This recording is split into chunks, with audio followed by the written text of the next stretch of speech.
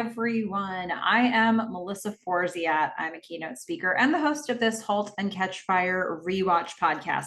When I speak, my topic is something I call Take the Doughnut, which for me is another way to say carpe diem, go after the things you want in life. And of course, what I wanted to do this year was rewatch the show Halt and Catch Fire, and this time talk about it with all of you, with other people. And oh my goodness, with all the feedback that's been coming in lately, my wish has been granted. It's been such a blast to hear from all of you, and I'm really looking forward to getting into the feedback today. What we are talking about this time is season 2, episode 7. This one's called Working for the Clampdown.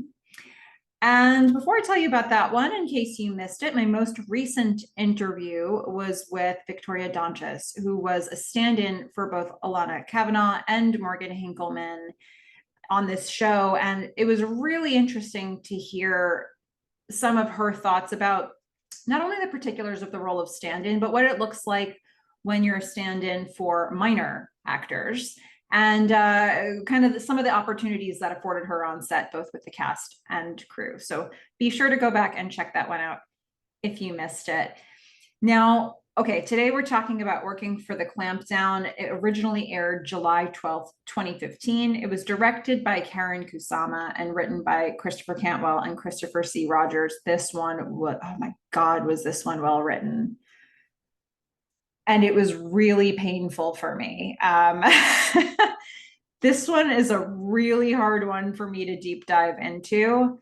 I don't know if there's going to be any way that I can separate some of my personal experiences from covering this episode. I will do my best, but this one makes me livid. It makes me so angry in a way that suggests that Christopher Cantwell and Christopher C. Rogers did a really good job with the writing.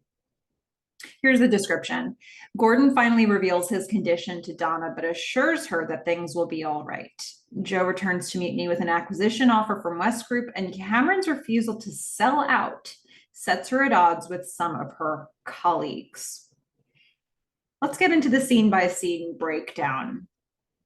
Okay, so first of all, I love the choices of how this one starts. We're going to get a few different scenes just for a moment, all within the same room, before we see what scene is going to happen in this room. So first, we're going to see a close-up of a shelf full of items. It has like a Be Happy needlepoint.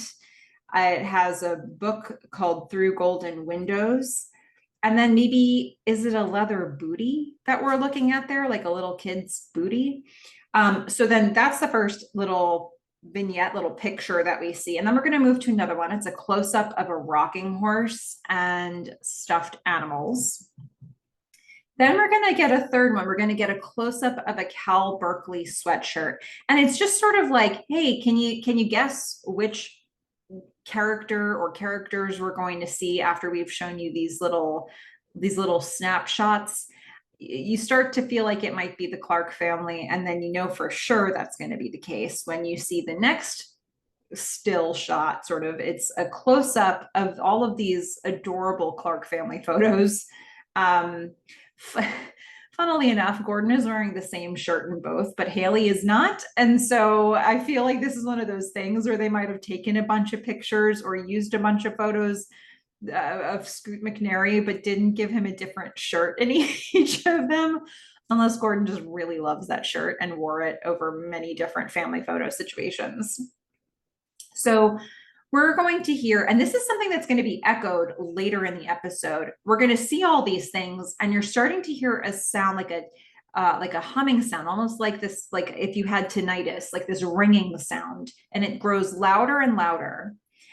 And then the last shot, the family photos fade out, and Donna's face fades in as we're hearing the humming sound. It's just, we feel like we're having some sort of a problem. It's like, don't adjust your monitor or your sound. This is how this is meant to be. It sort of takes us into Gordon's world. And we now see Donna's face, which comes into focus, and she's devastated. Gordon has been delivering the news of his health condition. And we hear his voice echoey at first saying, "This is not a death sentence." Now Donna's face is fully in focus. And Gordon's like, "Look, I'm okay." We're going to see Gordon now completely in focus, but all the background behind him is completely blurry. Donna's going to nod. She's just stunned by this news. And Gordon says, "It's a complication, but we've overcome our share of those, haven't we?" And she's just sort of nodding. She says, "Okay, I can quit work. I can stay. I can make sure you're all right." This is exactly what Gordon didn't want to happen. So he says, "Nope, this will not derail anything you're working on. That would break my heart. I feel fine. Yep, my hands are a little weak. Yep, there's some little things here and there. That's the truth. But I feel good. I'm going to live my life and I'm going to move forward with my company." She's like, "How?" He says, "Look, my office is 23 steps from this bedroom. There's no driving. There's no commute. The engineers are my most trusted friends. And worst case scenario, if it all comes apart, there's you."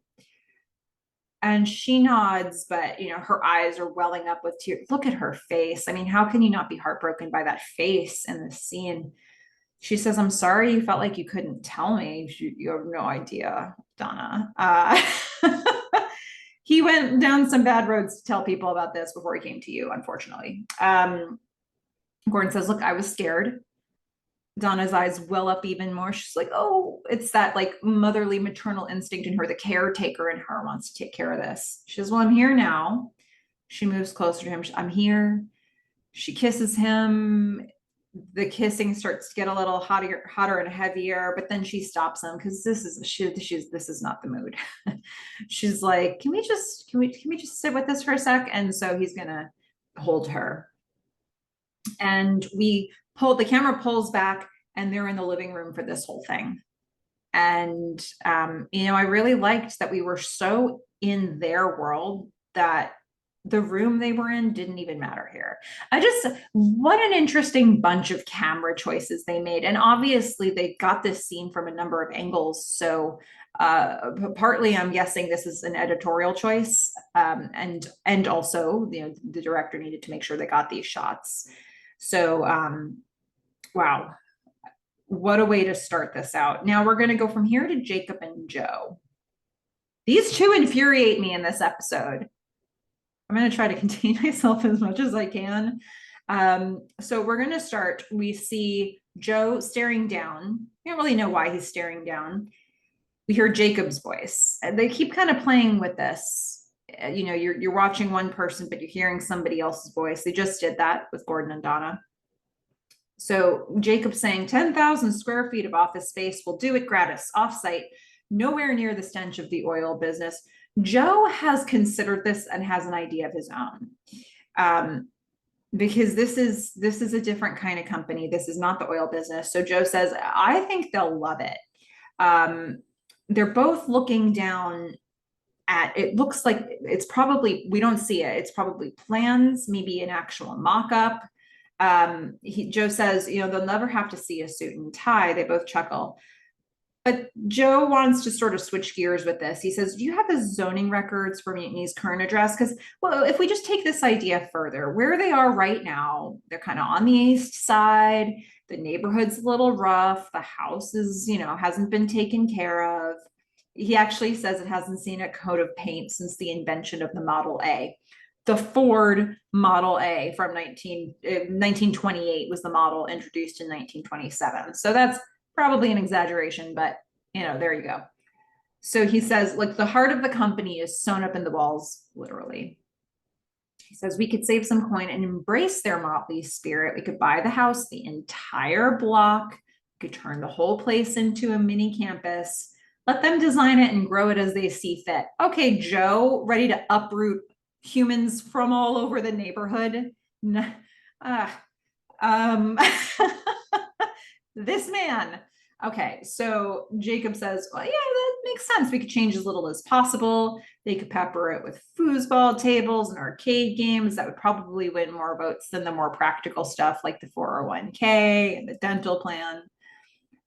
Joe says, "Yeah, we'll equip them with a whole bunch of IBM machines, dedicated phone lines, direct admin access to the mainframe. I think we got them with all this stuff." So we're just starting to hear, we never actually really see the full offer laid out. We see pieces of it in progress of being put together, but as we're hearing all of these details, we're getting a sense of what offer is going to be tendered to Mutiny. So Jacob loves it. He says, that's brilliant. Great work, Joe. He slaps Joe on the shoulder, gives him a smile. Joe smiles. This father and son. It's kind of like, is this the father Joe wanted? Because it's like, in many ways, Jacob has similar attributes to Joe McMillan Sr. in his sort of cutthroat spirit in the workplace, shall we call it? But this one actually likes Joe and seems to be affirming Joe and congratulating Joe. Joe never had that, so that's kind of a nice new thing for Joe now. So Jacob says, all right, give him a call. Let's get this thing done. We're going to go over to Mutiny. And the guys at Mutiny are playing a game. They have a little thing we like to call wacky wall walkers. That's what those little octopus toys are. They're the kind of things you get in like bottom of a cereal box, maybe like a gumball machine type of toy. So Lev, Bodhi, and Wonder Boy are taking bets. They're all going to throw their wacky wall walker at the wall, specifically at a poster from a movie called The Legacy.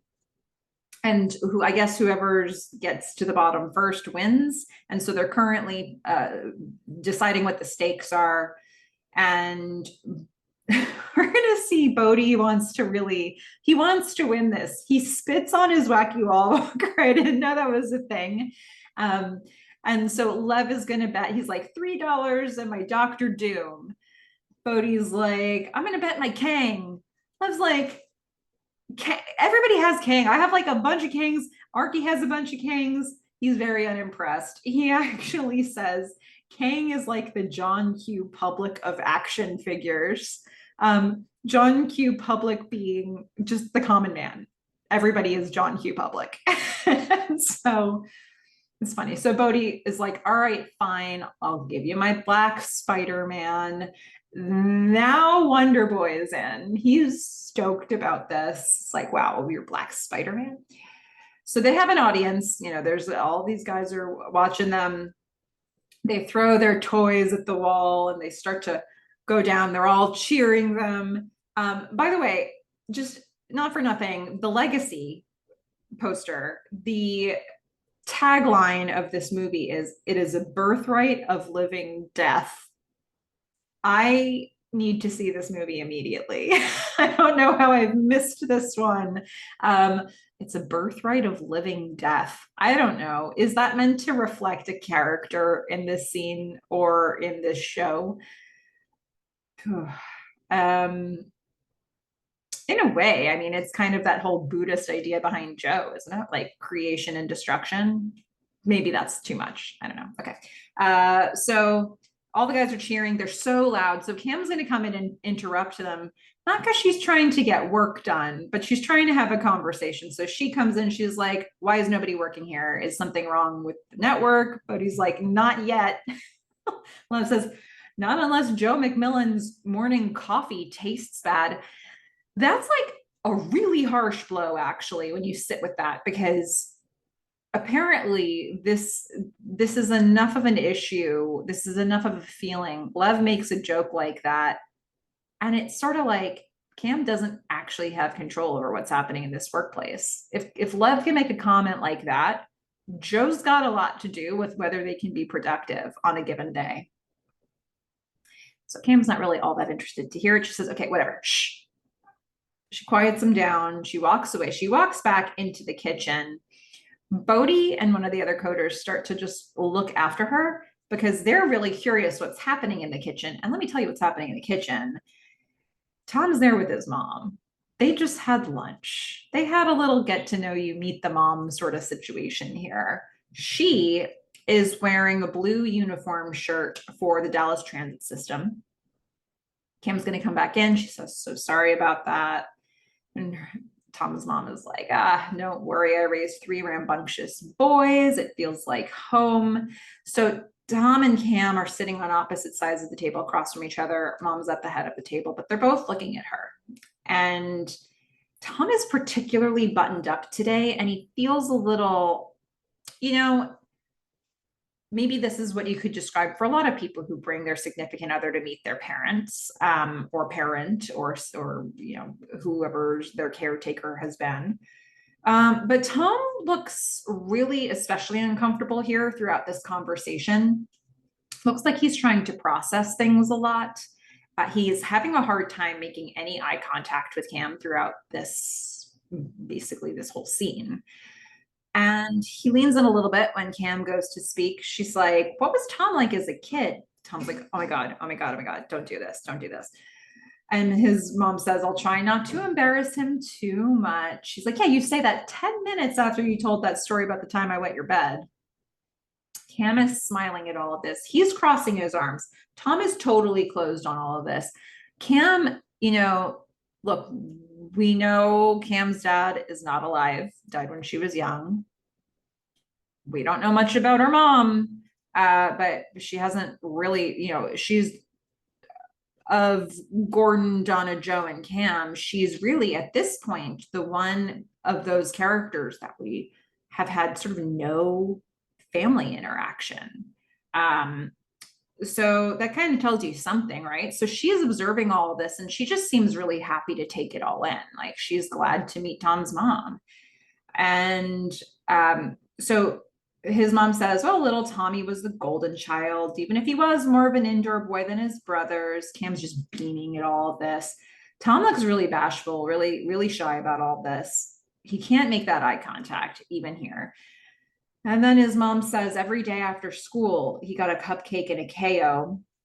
I wasn't familiar with those, so I looked that up and it looks a little bit like a Yoo-hoo, which is something I do remember. It's a little chocolate flavored drink. She says, "Yeah, he got a cupcake and a KO just for keeping me company. What a good boy he was." And we're going to find out later that this is a revisionist history. This is not exactly the motivation for these treats for Tom. And he knows that. So when you know that and you go back and watch this scene,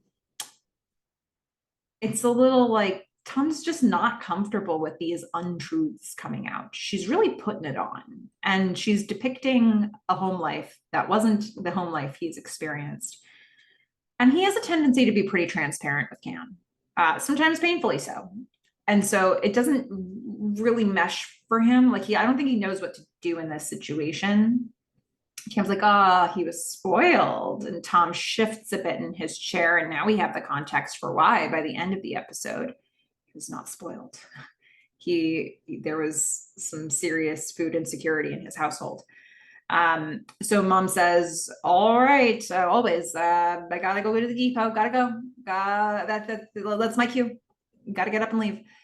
So they're going to get up to see her out. And his mom says, "Cameron, thank you so much for lunch." She shakes Cam's hand. "It was great meeting you." Cam's like, "No, it was great meeting you." And Tom's mom is smiling. She's like, "I haven't seen Tom this happy in a while. Thank you for giving him such a wonderful opportunity here." Cam's like, "We're glad to have him." She chuckles. And Tom's mom says, "This is a very special place. And I know you're bound to have tremendous success." And Cam, at this moment, when the camera goes back to her, she's kind of hugging herself. There are going to be a couple characters in this episode that are sort of like, it's like a coping mechanism, even though she's been smiling and really happy in this conversation. And we see this shot specifically in this moment. So I just thought, what a weird, interesting thing it must, like, what's her deal with her mom? That when Tom's mom is so effusive with her compliments, Cam doesn't know how to process it. This episode, I think, is very interesting when you think about parental relationships, maybe the most so of any episode we've seen so far. So she says thank you, and Tom's mom says, "Bye, baby." She kisses Tom. Tom walks her to the door. He's like, "Okay, I'll see you at home." And as he's walking around, he very quietly says, "So chicken parmesan or tacos?" Like he's responsible for putting the food on the table here. And she turns to Cam and she's like, "See, he can cook too. Can you beat that?" And Cam smiles and laughs and shakes her head. And she's like, "Yep, that Tom." Tom's mom leaves and he finally exhales. Very notably. And Cam Smosh is like, little Tommy. He comes over, he's going to give her a kiss. And then she looks for a second to make sure nobody's watching, because frankly, probably somebody was going to be watching all this. And then they just kiss some more. Tom says, thank you. I know she can be intense. Cam's like, I liked meeting her. They kiss again. They're interrupted by the phone ringing. Cam is going to go over and get the phone. And we're going to hear Joe's voice on the phone, and she just grows cold. It's like the ice starts forming with the frost on the windshield sort of situation. We're going to see Joe. He says, West Group wants to buy you. Tom in the background is like, who is it? And then we're going to see Cam again, and she's just frozen, covered in frost. Tom's like, is it him? Is he cutting us off? I mean, it really would seem like all of the team at Mutiny feels really threatened by how much power Joe has over the situation. Like at any moment, they could get the phone call. So Tom's actually a little panicky when he asks, is it him? Cam sort of shakes her hand at him, like, stop. And we hear Joe on the phone say, I'm coming over with an official acquisition tomorrow. Official acquisition offer tomorrow. She's standing there motionless, not speaking. Tom's watching all of this from behind her. The camera is pushing in on her face. I really noticed sort of the slow push in for the camera on a lot of these really personal scenes that happen in this episode. And I just get this feeling for her in this moment. She's having a sinking feeling, like, not again. So Joe on his end, he's going to smile and he says, Cameron, this is good news. I swear. Her whole life is crashing around her. Who is he to say this is good news? Good news is a very subjective thing. It's good news for him. Good news for her. Doesn't seem like it. So we're going to go back to Cam. She's standing in that same position and she just closes her eyes. So now we're still at Mutiny. It's a little bit later, probably the next day, because that's when he said he was coming over. Cam was walking towards the front door and everybody is just like either standing or pacing or waiting, or nobody's really working. They're just like anxious. It's a whole office full of anxious people right now. And Tom is watching Cam. He's sitting on the couch, just observing her every movement here. And we hear the back door close. That's going to be Donna. Cam runs to go chat with Donna, who just came in. Cam says, okay, Joe's going to be here any minute. I'm thinking that okay, here's what we'll do. We'll hear him out, and then we're going to act professional. Then we're just going to tell him to go away. That's the move. That's the plan. Donna just came off of getting all of this news from Gordon, and she has to share this with Cam. Timing be damned, really. But this is what she's thinking about right now. And so Cam's trying to give her all this information about how they're going to handle this. And Donna's like, yeah, I mean, I need some time off. Cam's like, what now? Like she thought the biggest thing happening today was what Joe's about to do. And now it's like, what's happening with Donna? So Donna says, well, starting after the meeting for at least a few days. And Cam's like, is everything okay? Donna says, well, it's, and she's going to be interrupted because there's a knock on the door. Nobody even goes to the door to open it. Joe just opens it himself. And he doesn't even, but the thing is, he doesn't even wait for somebody to open it. He just opens the door. He walks in, he looks around, and he sees Cam and Donna standing together. And Joe's like, are we ready to talk? So we're going to go into Cam's office with Joe, who is sitting on Cameron's desk, physically the highest up of any of the three of the people who actually work there. He's taking a position of power in that room. Boz and Donna are sitting on the couch. Boz is laying like sort of all the way back in the corner of the couch with his hands up, like just like casual as can be. Cam is sitting alone in an armchair, straight up and down, just completely erect in this situation. And so that's the positioning here, the blocking for this scene.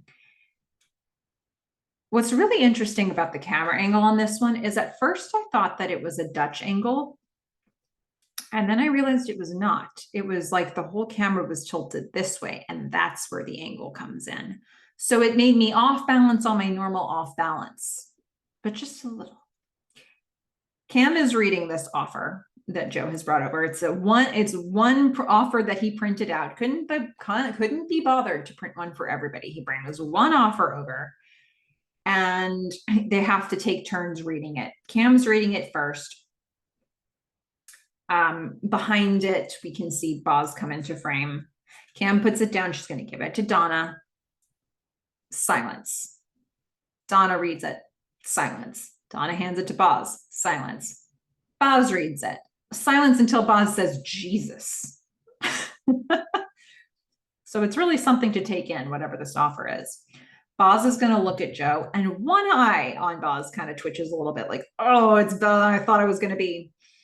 Joe has this slight confident smile staring straight back at Boz like, I know, I got you. Kim is going to look at Joe. She's in focus. We're going to see Donna behind her out of focus. Kim's like, okay, so that's it, huh? Joe says, no, those are just numbers. And then he starts reciting random other numbers. He's like, how about inventory? 31 Commodores, 64 machines, each with a 1541 peripheral floppy. We've got 12 recently purchased this things, 10 meg hard drives for backup, 22 employees burning out. He's just repeating numbers. And they're like, why are you saying all this? He says, and he ends it with, and one coffee machine with Maxwell filters.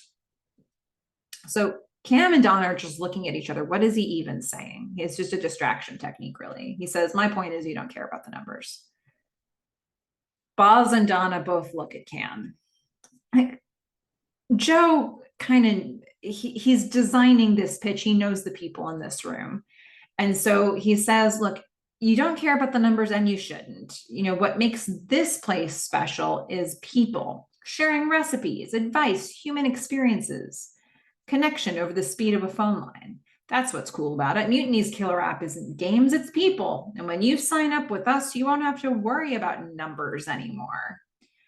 We're going to get a close-up on Boz, who's got a real listening posture here. Joe says, you can let us handle that part so you can focus on what you love, which is bringing people together, which is true. Cam says, well, we're not interested in minimizing games, because that kind of pitch makes it sound like community is the part that he wants to really highlight. Cam's like, no, games. She's almost whispery about it. Joe says, yeah, well, neither am I. I'm not interested in minimizing games either. Games are the innovative lifeblood of this company. It's vital for technological breakthrough. It's essential for bringing, camera pushes in on him. It's essential for bringing users into the door. We're going to switch the camera over to Cam, whose eyes are just getting a little like glassy with tears. She's just welling up like, oh, this man. He says, but once those users have arrived, connection trumps content. Starting day one, West Group will begin a global expansion of your network. And that means reaching thousands of isolated users all over the world. Camera keeps pushing on Joe. Suddenly making them feel less alone. He's staring at Cam. Cam is staring back at him. She's just tearing up. We're going to hear Donna as we look at Cam. Donna's like, so to talk specifics, what exactly would global expansion look like? This was not in the plan, Donna. Cam gave you the plan, Donna. Cam said, we hear him out. We pretend we're hearing him out. You go, that was interesting. And then we send him out the door. That was Cam's plan. Donna's like, tell us more. No, this is not part of the plan, according to Cam. Cam can't believe Donna just asked a follow-up question. She's like, we're not interested. Foot is down. That is it. Donna is just going to breathe out. She looks back at Boz. Donna says, I think we should take a minute with this. Now, remember, Donna is currently wondering if her entire life is crashing around her with Gordon. I don't know exactly what Donna thinks. Donna can't really know right now what her future with Mutiny would be. She doesn't know what her future with Gordon is. She doesn't know what Gordon's future would be. Like, there's a lot of uncertainty here. Is she going to need to take care of Gordon? Is she going to need to take care of Gordon and the kids? What is happening here? So this offer has a little more resonance today than it might have 2 days ago. And that's just the state of the union for Donna. Cam doesn't know all that yet. So Donna says, I think we should take a minute with this. Cam says, I have. Donna says, well, maybe I'm crazy, but it sounds like West Group wants the exact same thing we do. As she's talking, Joe looks over at Cam to see how Cam's receiving this. Boz sits up abruptly, like, ooh, Donna pushed back, because maybe Boz wants to do that too. And Donna says, I'm not sold yet either, but I think we should hear this out. Cam's eyes are just getting wider, but Donna, it's like a plea. Can we really just hear this out? Cam has like a bit of a nod. It's an almost imperceptible nod, and it feels like a nod of disappointment. Like, Donna, we're a team. So Joe says, hey, you know what? Let's leave the past where it is and build something truly special together. No, scratch that. You build it. I'll get out of the way this time. That sounds nice. This is Joe getting out of the way. Thank God. How could he even take himself seriously saying a thing like that? Cam says, you'll get out of the way. That's exactly the reaction I had as well. Cam and Joe just sort of nod at each other. Okay. Joe's going to frown a little because he could feel what's brewing. Cam stands up. She takes the offer letter off of the table. She looks at Joe. Boz and Donna look back at Cam. Like, oh my God, what's happening? Cam's going to take the offer clear out of the room. She's going to walk into the main office area where all the guys are wondering what is happening in that room, because a lot depends on this for them. And she marches straight into that main office area, all the way it walks up onto a desk, stands atop of the desk like a leader. I mean, there is no higher position to be in this office. And she says, everybody listen up. She calls every single person in. Joe, Boz, and Donna follow her in. Boz is like, Cameron, come on. He knows where this is headed. It's not good. Cam says, okay, here's what's going on, everybody. Let me tell you. The camera looks up at Cameron, like all of us would be if we were her employees. Cam says, okay, so Joe McMillan and West Group Energy want to buy us up. We're going to look down over her shoulder to see all the guys looking back at her. They're crinkling their noses. You hear that? Yeah. We can all go work for a bunch of oil company suits downtown. Bodie looks worried about that. This is having the result that she wanted it to have for her team. How does that sound to you guys? They all boo. She's riling up the mob here. She says, does it sound like selling out? They say, yeah. Because that's what it sounds like to me, she says. Tom is watching all of this unfold. He's like, that's my girlfriend. Joe looks very serious. This doesn't seem to be headed in a good direction for him. We're just going to let this thing play out. She says, yeah, instead of building kick-ass games, they want to turn us into a place where housewives can share their recipes. Right about there, she loses Donna. Donna's like, you had me until housewives. Actually, I don't know if she had Donna at all for this, because Donna's trying to sort it all out with her home life right now. Cam says, what? You don't want to wear a tie to work? You want to clock in and out? They're all looking at her with respect and admiration. They're like, oh, hell no. She says, so to be clear, you would rather be equal partners in the thing you created with your own blood and sweat and tears than mindless stooges in a corporate food chain? We're going to find out later. They're not exactly equal partners in this, but she's got a good speech going. At this point, Donna just leaves the room. She's like, I can't with you and your housewives bit. And Boz It's just like shaking his head like this girl. And they all the guys in the room start cheering mutiny, mutiny, mutiny. It's like, wow, they're all banding together on this. Tom is looking up at her, just smiling, proud to see that this is my girlfriend. And my boss. So Cam tears up the offer letter. She's gonna sprinkle the pieces all over. Joe is frowning. Offer not accepted. And we just see Joe and Boz look at each other. Like, I think there's this moment of like, yeah, we get each other, but this is what's happening right now. Joe's going to shake his head and leave, to a chorus of people shouting mutiny, mutiny, mutiny in the background. What a powerful scene. I mean, talk about Cam taking a leadership position here. I mean, she runs this company. She's not saying it here, which is probably her biggest problem, but she is acting like a leader. And when has she really done that before? I mean, think about season one Cam. Season one Cam is so often completely alone, working on her own project, doing her own thing, struggling to find any sort of collaborative energy with Gordon. Not a speaker. That role fell to Joe. But here we are, it's season 2. She's been leading this company. The last time she had to give a speech was when she was sort of telling everybody that the company was in trouble post Sonoris. And she kind of needed Donna to bail her out of that speech. Like she could start it, but she couldn't get to the heavy stuff. And here she's standing on this table. She's fired up. She's firing them up. It's probably because she's in front of Joe and she's got that fuel. But yeah, we haven't seen Cam get to this level before, and it's pretty interesting to see. Whatever you feel about the decision, the content of what she's saying, she's a person who can now get on a table, give a big impassionate speech, or impassioned speech, and get her whole team to shout in a chorus behind her. Never before. Okay. We're going to go from here to the Clark garage. Gordon is meeting with his new team. We've got Larry, we've got Ed, plus 2 guys. I don't know who these guys, I don't know who they are, but they're there.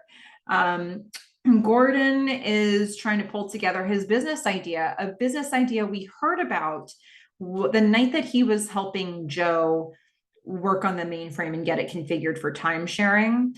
He was revealing this business idea to Joe. And so now he is doing that business idea, which is basically custom building computers for people. So Gordon's going to set the rules out in this scene.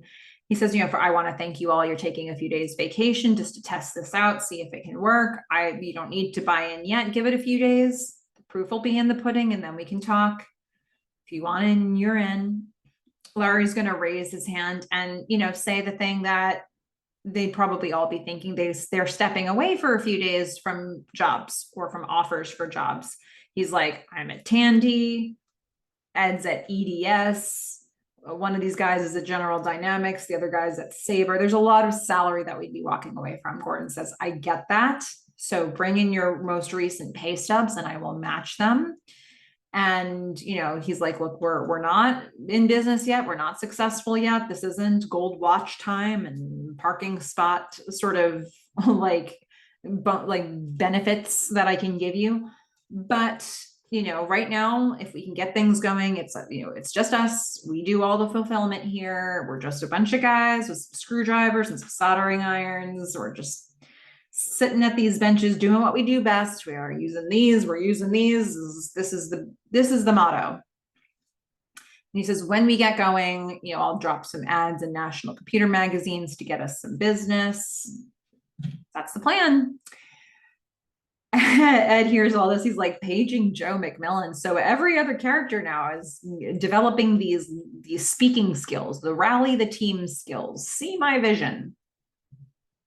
Ed says that, they all smirk. Gordon says, well, here's what the specs are. He gives them the specs of what they're trying to build. It sounds like the vision here is there's a custom build available, but like in modules and preset, within reason, within a product line, we will custom build your computer because they want to be able to keep the prices down and keep it efficient. So he says, how far down? We're thinking about 800 per unit, give or take. Depends on what options the customers choose. I like this part. He says, want the standard Lincoln Town Car? Boom. Want a Ferrari? Hey, you got the money, honey. We got the time. I feel like Gordon just slipped into a totally different decade. I don't know. Has he talked like that before? You want a Lincoln Town Car? Boom. Got Ferrari? Hey. Cameron's pushing it on him now. He says, if we can get 500 or so out the door, we'll have prices that are lower than those retail brands across the board. We're offering the customer unlimited self-assembly with the convenience of plugging it in and flipping a switch. Open architecture, baby. The destiny of every box we build lays in the hands of the user turning that mother on. It's you have the power here. I guess that's kind of an interesting thing about this episode, right? Like, who actually has the power? Who's assembling things? Who's got the control? So in this situation, he's saying it's on the customer, but not really, because we're giving them only these many options. This is, what do you say? Want to slam one of these things together? And it's a very Joe close. Everybody's like, yeah, mutiny. No, whatever this company is. Okay, so we're going to go from here to Donna's parents' house. We're going to see the exterior of their house, which is huge and gorgeous and amazing. We've seen it before, but I don't know if we saw the wide shot of it like this. It's a big house. So Donna is talking to her mom. And this scene and the Jacob Sarah Joe scene later, my goodness, these two, different, but they shadowed each other for me. And I guess we could talk about them in that way. So we'll set up here by talking about the Susan and Donna scene, where Donna has just told her mom about Gordon's diagnosis. She says it's not a death sentence, it's a complication. So now she's in a position of having to reassure the next person down the line, which is her mom. She's, look, the two of us have overcome our share of challenges before. Susan looks like she's holding back from saying something. Donna says, what? Susan says, I'm sorry, I'm still on brain damage. She takes a little sip of wine. Donna says, it's microscopic, some mild effects. Susan says, like what? Donna's like, well, muscle weakness, some memory lapses. He might seem off a little once in a while. Susan, that bit where you made him pay back the money. I mean, Susan doesn't even bring up the fact that she just got Gordon to pay all this money back. That doesn't strike her as odd. Not one bit. She's not gonna raise that because she got paid back. She stuck it to Gordon on that one. But the idea that maybe he did that because he's unwell, that one's not going to cross her mind. She's not going to raise that as an issue. Susan. So, but what she will bring up, she's like, oh, maybe like when he dug a hole in your yard in the middle of the night. Donna says, no, that was work stress. Oh, I mean, was it though? Donna, is that a normal response to work stress? To dig a grave-sized hole in your backyard, and now suddenly that takes a whole new context. For those of you who knew the show and watched me talk about that episode, I mean, he's got this diagnosis now. It's like, ew, it becomes a lot more disturbing when you think about it in that context. So now, I was like, no, that was work stress. Susan says, right, okay, work stress. Well, what about when he flew out here years ago to ask your father's permission to marry you? What happened then? No, but really, what happened, Donna? Donna's like, no, stop it. You're being ridiculous. She says, let me tell you the story. I'm going to give you the exposition if you won't. So he was so nervous he got on the wrong plane. He ended up in Salt Lake City, had to call your father, who ended up booking him another flight. Your father even had to tell the gate agent to make sure he got on the right plane. And that, my friends, is a thing that you could do pre 9/11. Just wow, how things have changed. To tell a story like this, you really have to like put yourself back culturally into what it was like to fly before that very specific moment in time. It's like so many things changed around that. So Susan shares this story with us, and Donna is disturbed. She's like, wait, no, that was cute. God, that was like one of my favorite Gordon stories. It has nothing to do with this. Why can't Donna have nice things right now? Why can't she remember the things she wants to remember that are good about her relationship and not have all of them suddenly clouded over by the specter of this now diagnosis that she wasn't aware of at the time? Susan's like, okay, that hasn't worked yet. How can I just needle this even more? She says, well, what if he gets worse? What if he needs a wheelchair one day? What then? She's like, well, we'll deal with it. Susan's like, change tactic. What if something happens when he's taking care of the girls? Yeah, you care about being a mom, don't you? She looks dead set on ending this marriage. I mean, Susan, stop it.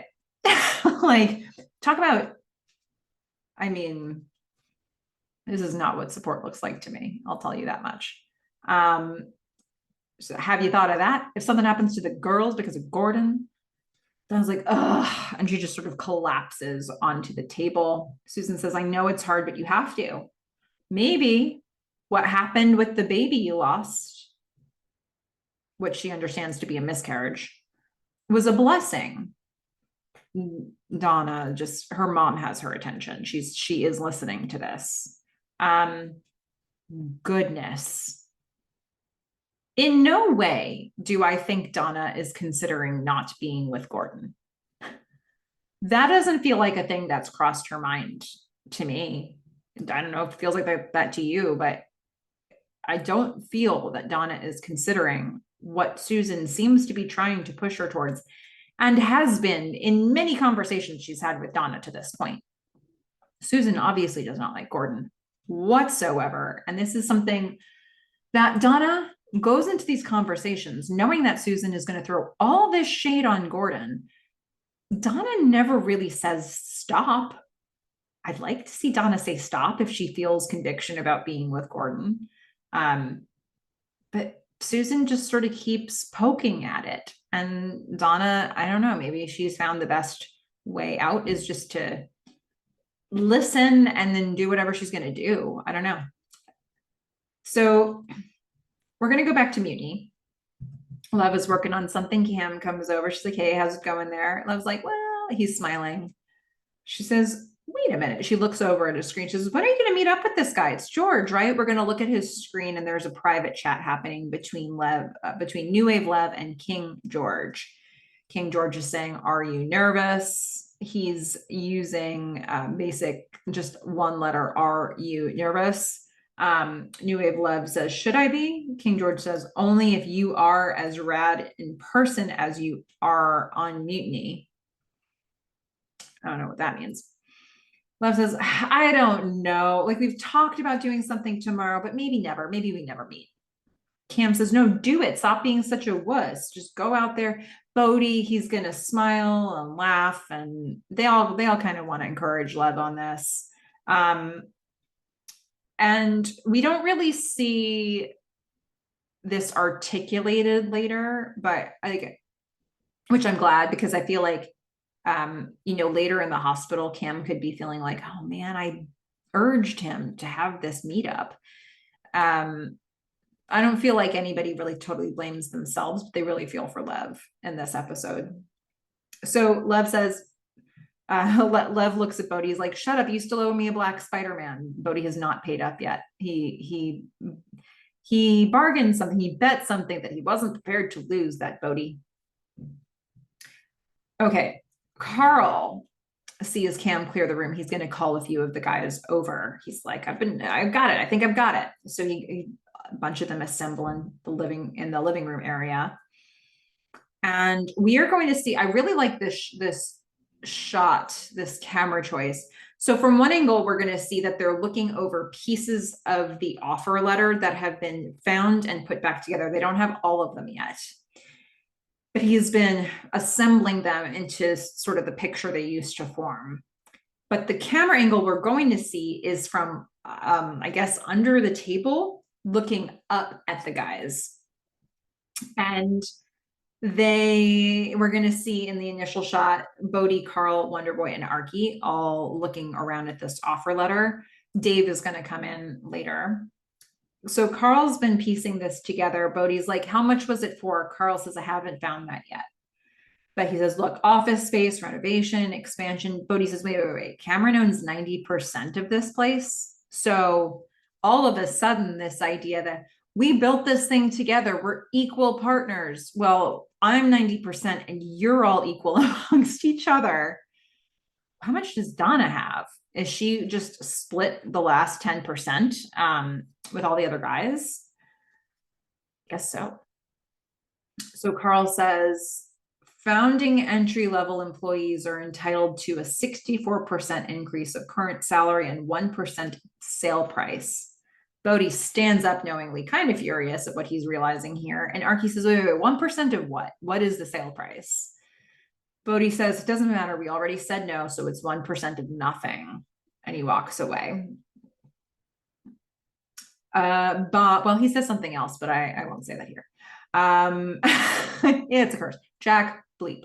So Boz at Joe's office is the next scene that we're going to see. An interesting choice. Boz is going to clear this up for me, specifically for me, and for anybody else who was wondering why Boz is currently in Joe's office. He says, let's be clear. You didn't bring me here. I elected to show up. Everything you say here goes back to Cameron. Okay. Joe's like, yep, I have every expectation that Cam already knows that you're here. Boz gives like half a head nod because Cam does not know. Well, maybe he does. Maybe they talked about it, because we're going to see Boz revealed to Cam later what Joe said. So he's not keeping this from Cam. Joe says, you know, this is a good deal. You and I, the two of us, we see that this is a good deal. Boz says, well, the terms aren't insulting, but it ain't my company. You can't fault the kid for being squirrely either, can you? I mean, hell, Joe, it seemed like a good deal to me back in the day. I mean, Boz is in the club of people who have been screwed over by Joe at some point. Joe, however, says, no, I never asked you to embezzle that money. You did that all on your own. He's smiling because, well, that's true. But my goodness, again, revisionist history. We're forgetting that he put Boz in the entire situation. Boz shakes his head. He stands up. He's like, this guy with his lack of accountability. Joe says, yeah, if you hadn't taken matters into your own hands and instead just listened to me, you'd be a multimillionaire along with Nathan right now. Boz looks back, serious. It's true. And it's ignoring all the things Joe did wrong. I mean, lest we forget all the people who lost their jobs when IBM raided Cardiff Electric, which Joe had not planned on and was his fault. So, Joe.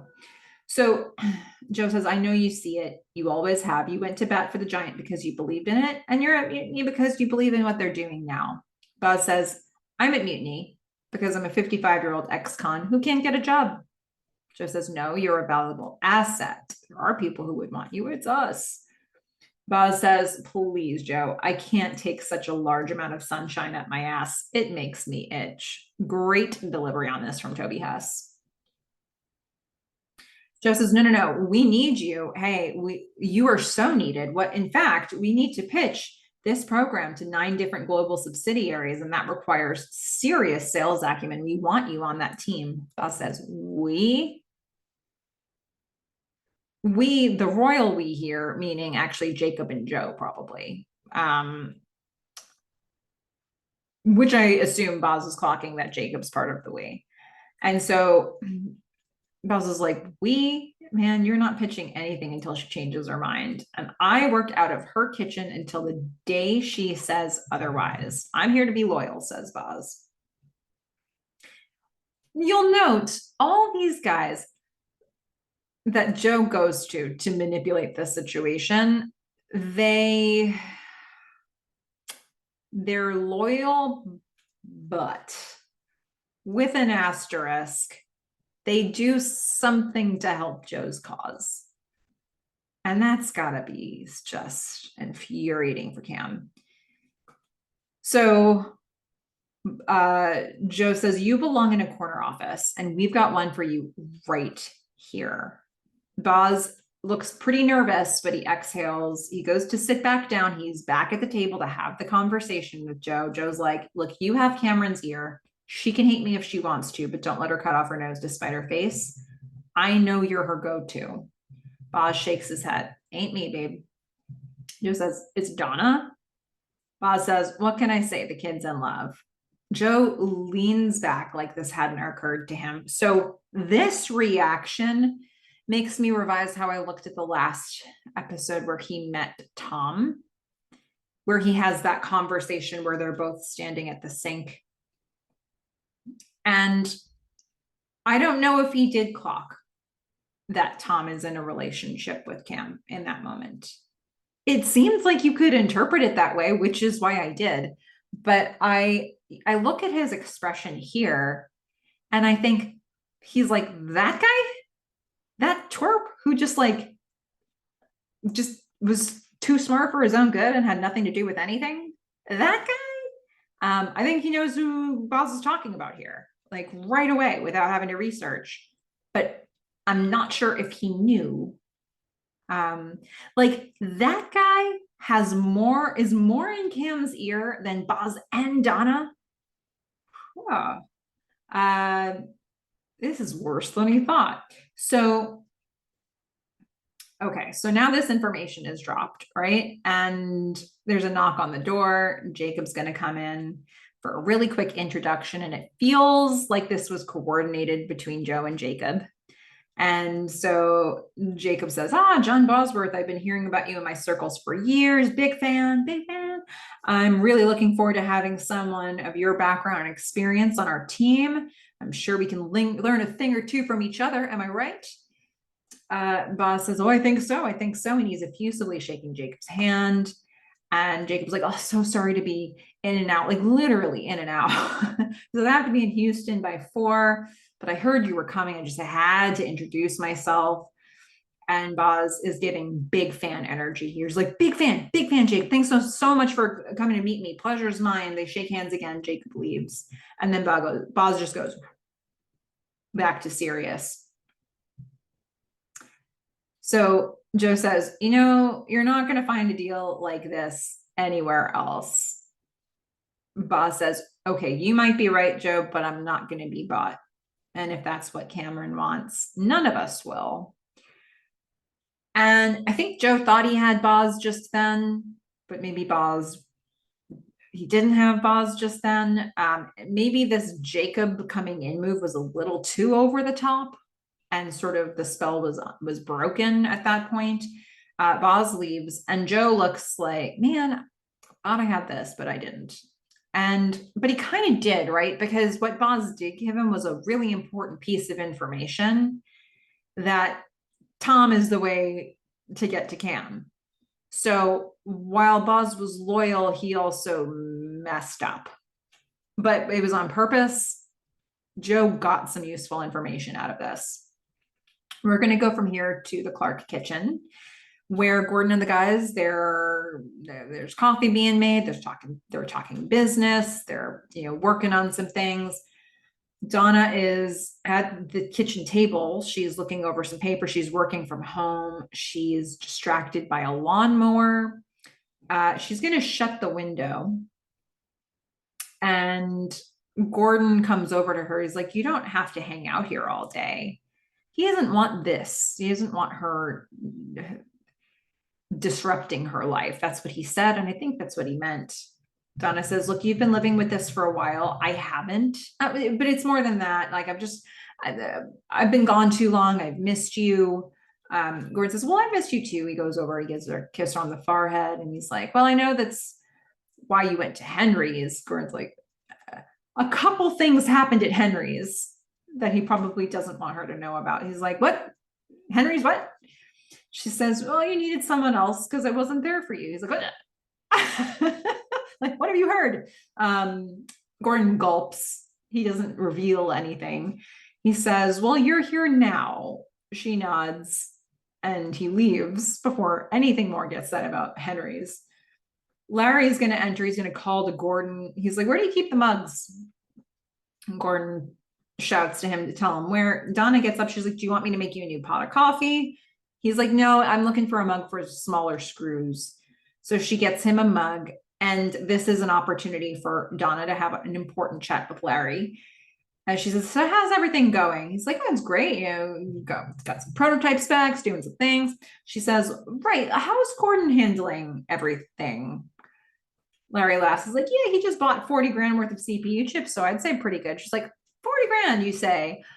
Is that a lot? Is that normal? Is that like, does that seem okay to you? Larry says, is something wrong? Donna says, no, but if you could keep an eye on him and let me know if anything seems different, that'd be great. I mean, this is an alarming conversation for somebody like Larry to receive, right? For anybody to receive. So Larry looks pretty confused here, but he says, sure. Gordon's going to come and he's like, what's the hold up here, Larry? Come on, putting moves on my wife. Is that what's happening? Larry's like, no, sir. And he leaves.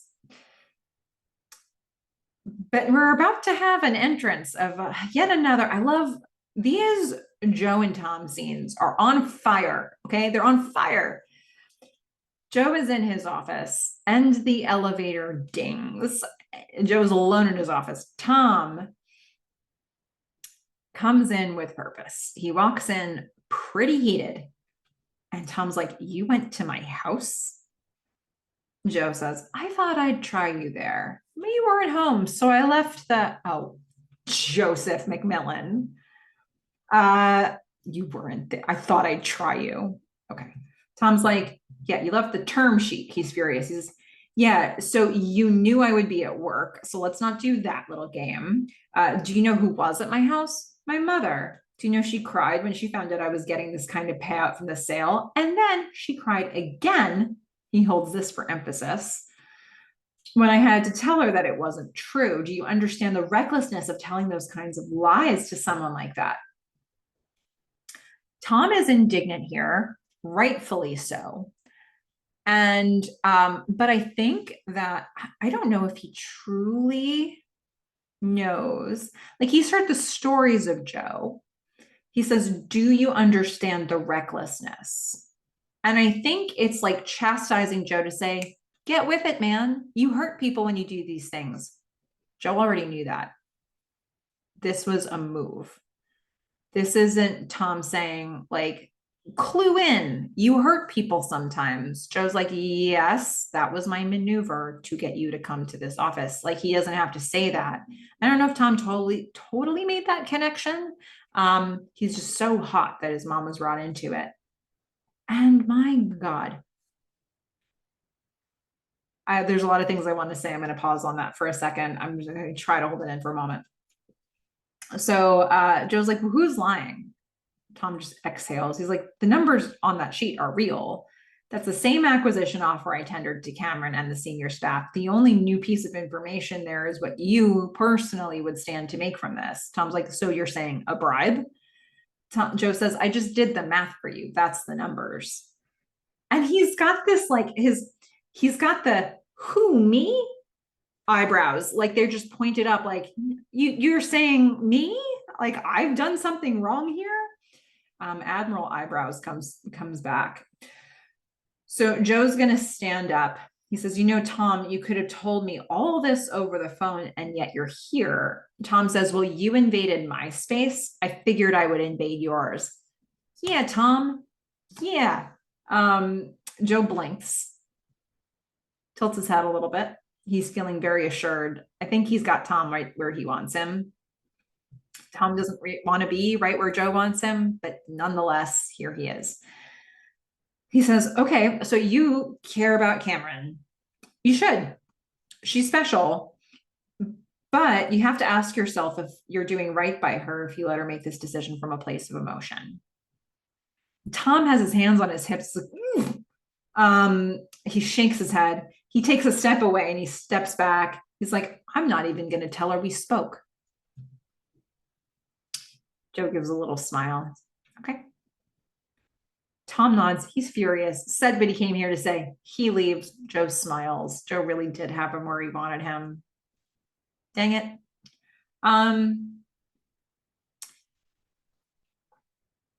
I just look, I have been there with being on the receiving end of manipulation like this. And maybe I'll get into this more in the Sarah, Jacob, Joe scene that's coming, but it is just the triangulation, the coalition building, I'm not going to be able to get Cam directly, so I'm going to use Boz and I'm going to use Tom. It's a move, and it's like, I really believe that by the end of this series, without spoiling things for people who haven't been there, I believe Joe has changed in some important ways. And part of my effort in this rewatch is to figure out when I think that happened. Going into this episode, I would have said that I think the things that happen are in season 3. But when I look at this episode, I wonder if the dinner scene that's coming up is actually one of those things. So I want to give some real thought to that here as I break this down.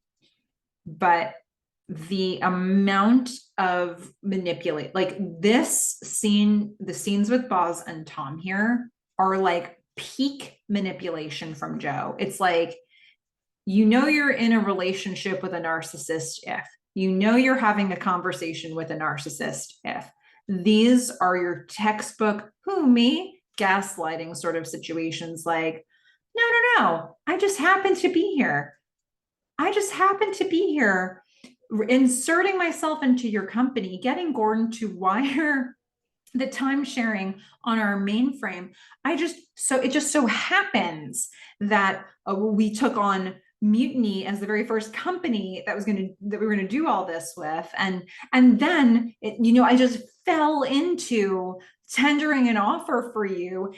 And by the way, Tom, I thought you might be at home during the workday when you normally would be at work in the office on the job that you do full time. But it's like there's way too many things here. But like, he's just raises his eyebrows a little. He's like, no, you're crazy for thinking all of this. The gaslighting, oh, it's so hard to watch, especially if you are somebody who's received some of this and has learned. For me, part of the sort of therapy for myself of getting out of that, part of learning to trust myself was being able to say, can I recognize these things in the real world? So for me, TV shows and movies are very important. I need to have a strong reaction when I see things that I don't want done to me, because they're my learning curve of how I can make sure they're not done to me again.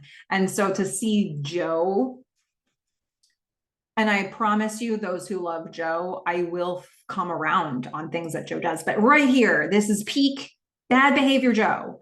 And, even the people who think and feel most loyal to Cam are going to do things in this episode that serve Joe's purpose and not hers.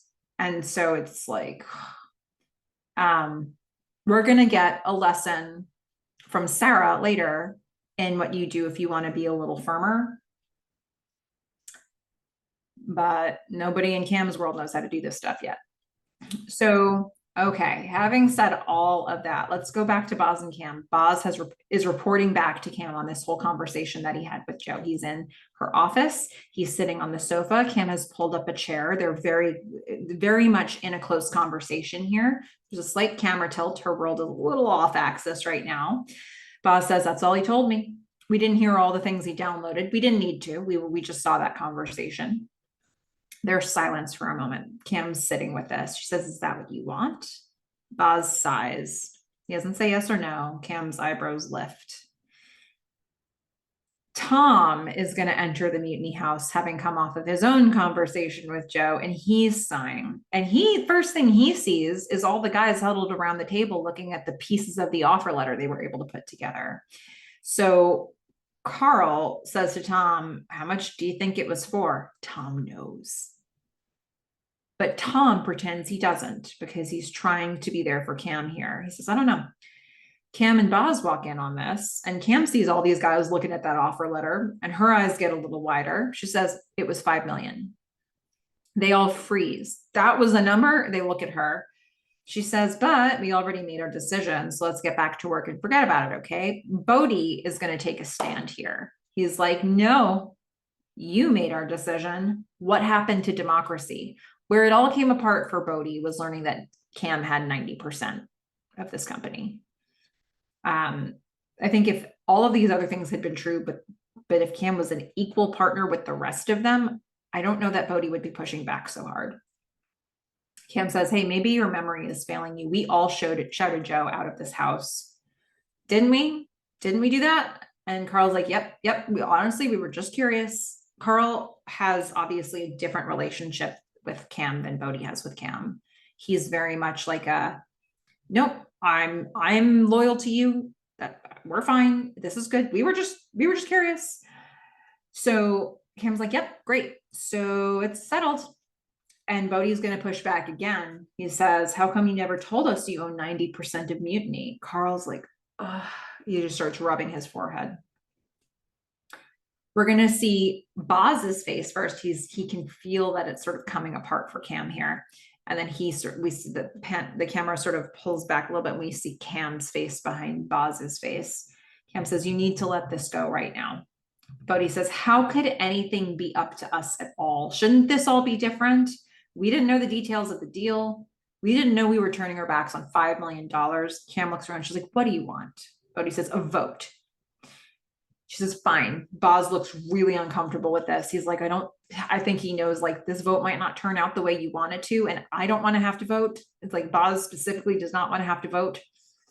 So Cam says, we'll have a vote for all of you so you can put this to bed. Everyone come in here. She calls them in again.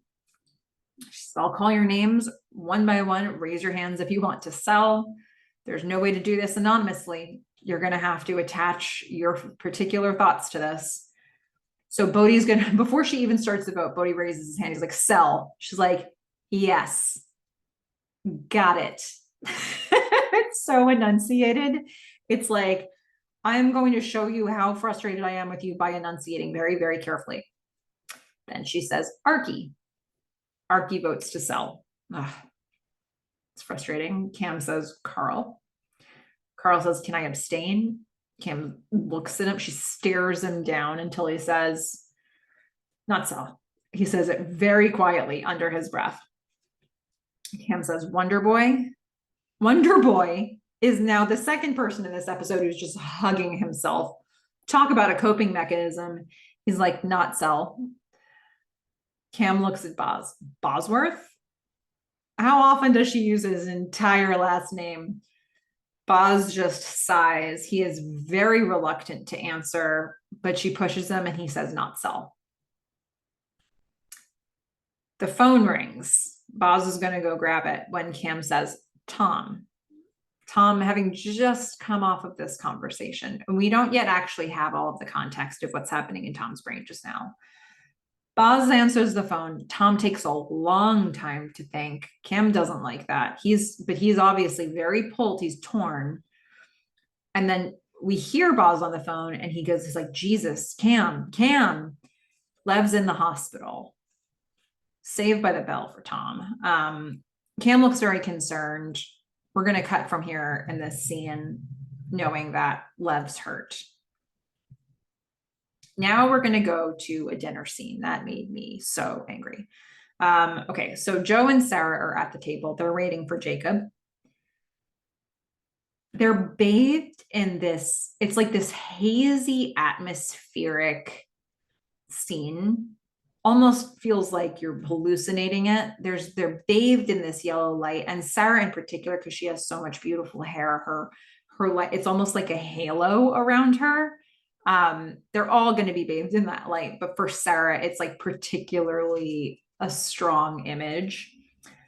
Joe and Sarah feel especially disconnected here.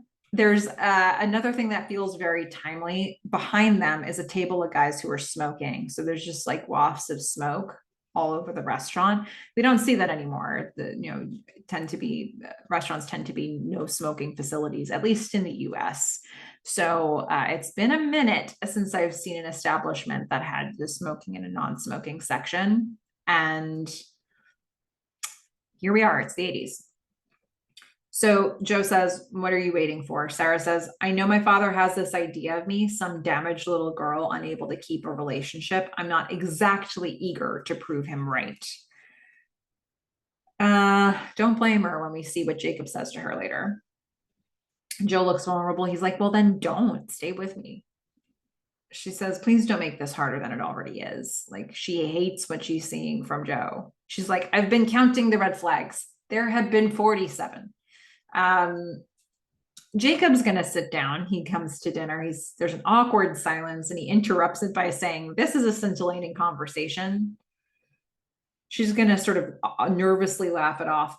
She says, Dad, Joe and I haven't been exactly happy in Dallas. Joe's head is down. He just lifts his eyes. Sarah says, it's been hard on me, on us. Last weekend I was in Austin and I was thinking. Jacob interrupts her here. He says, I understand. Things are new here for both of you. New job, new home, new city. Is it perfect yet? No, but you're building a foundation. Sarah's like, that's not what I mean. Jacob says, well, what I mean is that you were never very good at sitting still for anything. Okie doke. So instead of like letting his daughter voice her feelings or her experience or the point of why they called him to dinner, he's just going to insult her so that she doesn't announce she's making a change. Why? Because then that might jeopardize his business relationship with Joe, whose ruthlessness is benefiting him.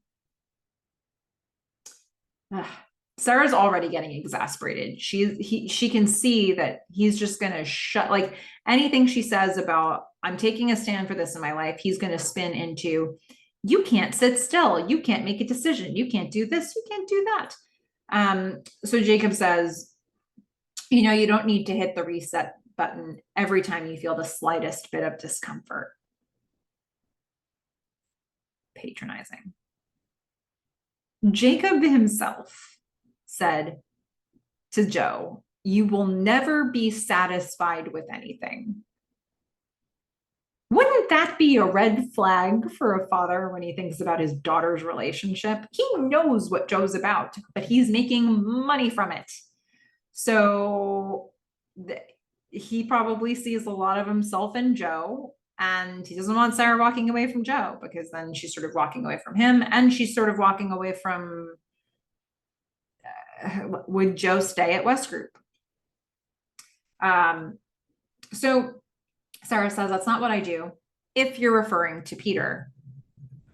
Now, this is a really interesting conversation. It makes me sort of revisit the conversation where Sarah told Joe about Peter, because was she telling the story from her point of view, or how it actually happened? Because Jacob doesn't seem to, like, if what he's saying is, Sarah, you have a pattern of getting up and running when you get a little uncomfortable. I don't think you would say that if you were like hoodwinked or felt that you had been hoodwinked by Peter. So did she sort of, she said he lost millions. Does he not care about millions? I don't know. This is one place where I'm like, do they have a different accounting of what happened in that scenario? So Jacob says, that's exactly what you do. I do business in 9 different countries, but compared to you, I feel like a 1,000-year-old oak tree. You finally found a guy you can trust. Someone who can help you heal those old wounds. Frankly, I'm delighted you're with Joe. Even right now, you seem much more grounded to me. Pause. What world is he living in? they were awkward and silent at the table, so much so that he remarked on that. She was obviously starting to tell him that she doesn't want to be in Austin. She doesn't want to be in Dallas or with Joe anymore, that she already moved out and went back to Austin. And he's like, see here, you at this table, you feel grounded. And she's furious with him right now. I mean, I think you don't get to be where he is in business by not being able to read the room at all, but he's just railroading her. And um sigh. So he says, I hate to see both of you throw away everything you've been building here just because of some anxious whimsy on your part, stemming from the mistakes you made with your ex-husband. She's so insulted. She's so angry. First of all, if he got cheated out of millions of dollars, that's on him. Okay. Yes, she introduced Peter to his life, but if he's saying your mistakes and he wants to fold into that losing millions of dollars, he's probably the one who signed those contracts. So it's probably easier for him to throw her under the bus in this situation. Some anxious whimsy on your part, he says, like, oh, you're just one of those hysterical women I've heard about. You know, it's just like,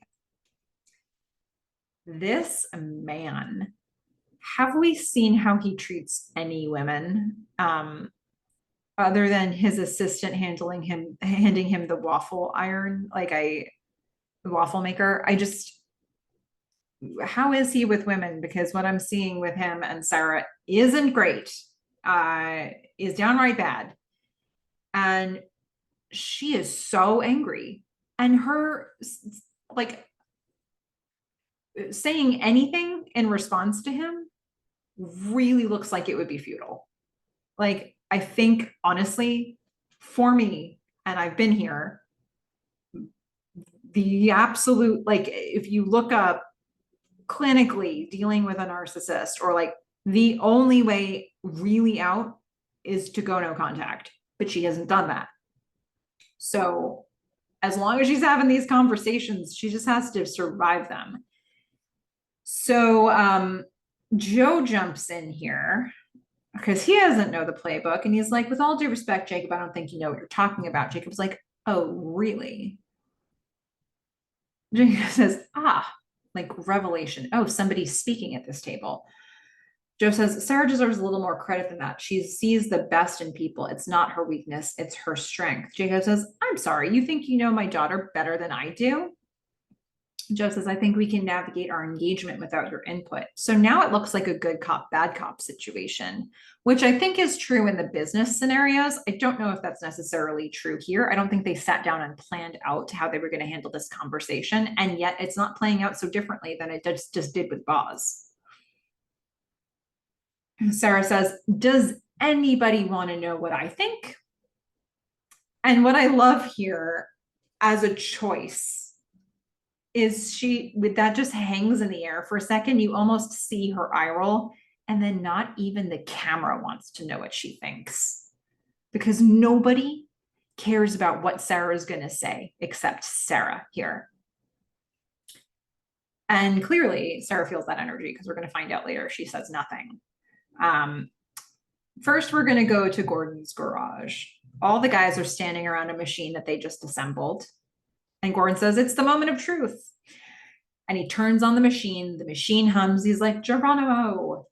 And they all cheer, they all laugh. And Ed remarks on the sort of the progress they've had. He says, the Giant took us a year. The Pro took us half a year. This sucker, we got this running in 2 days.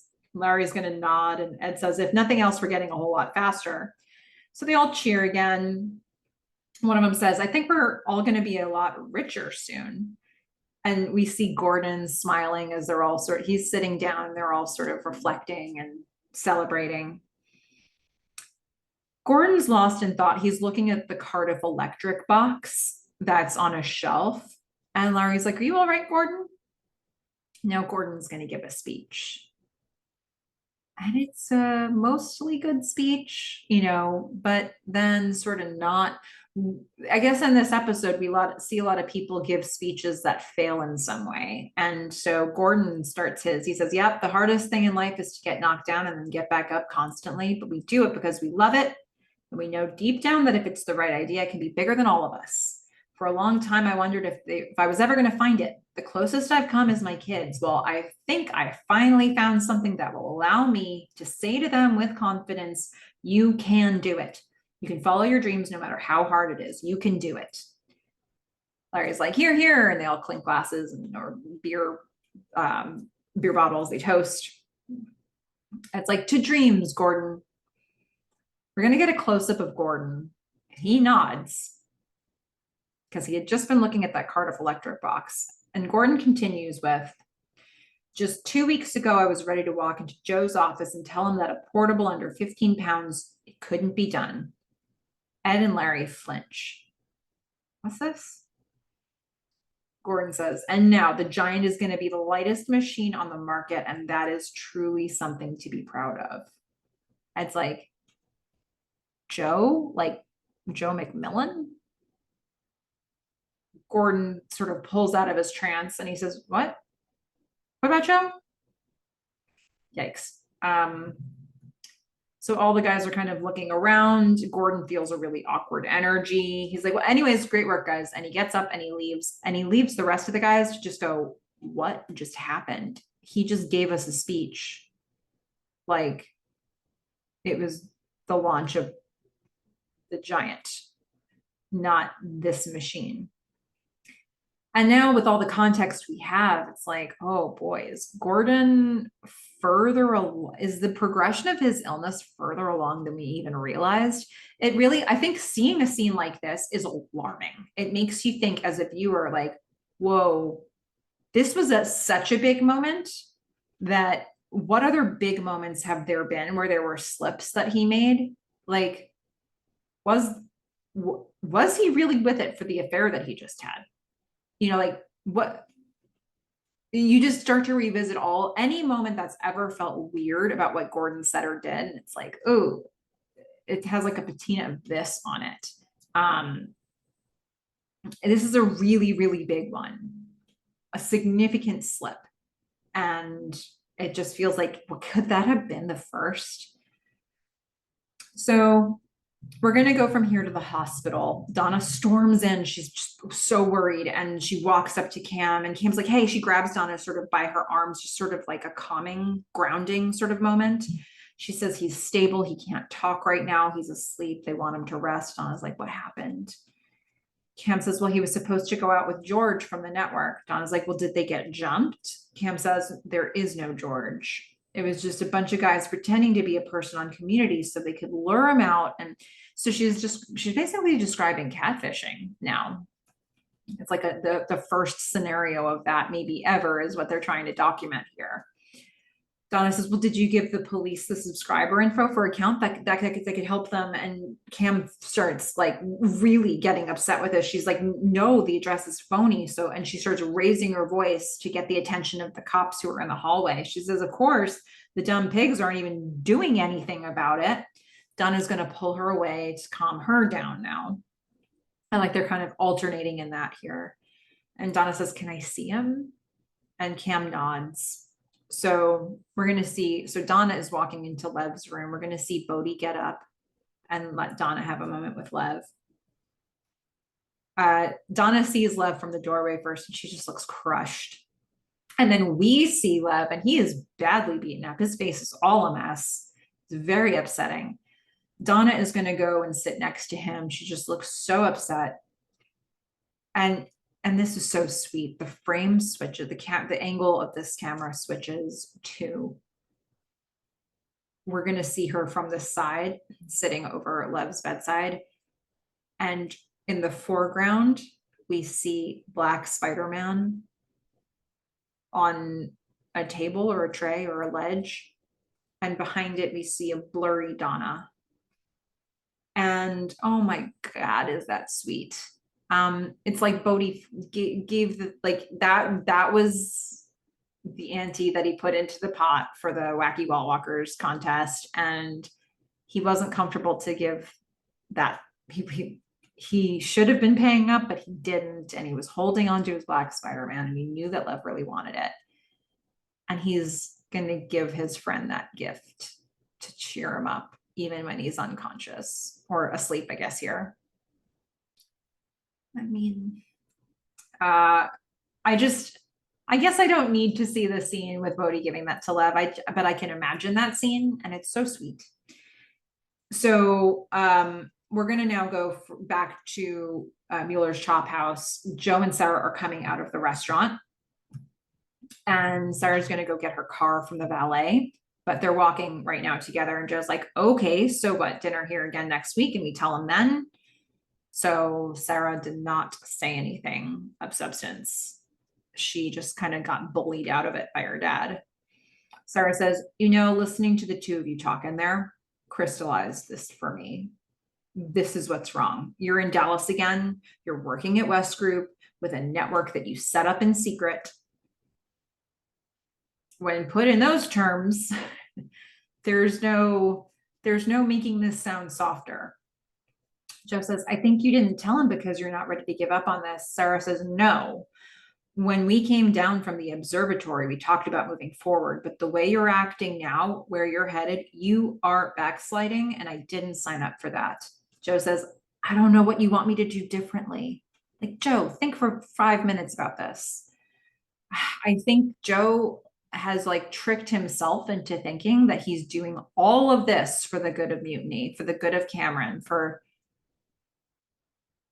and it's really not. Sarah says, I want you to stop meddling in other people's companies and build your own somewhere else, like we talked about. What are you afraid of? What a mic drop moment that is for Sarah to say, I want you to stop meddling in other people's companies and build your own.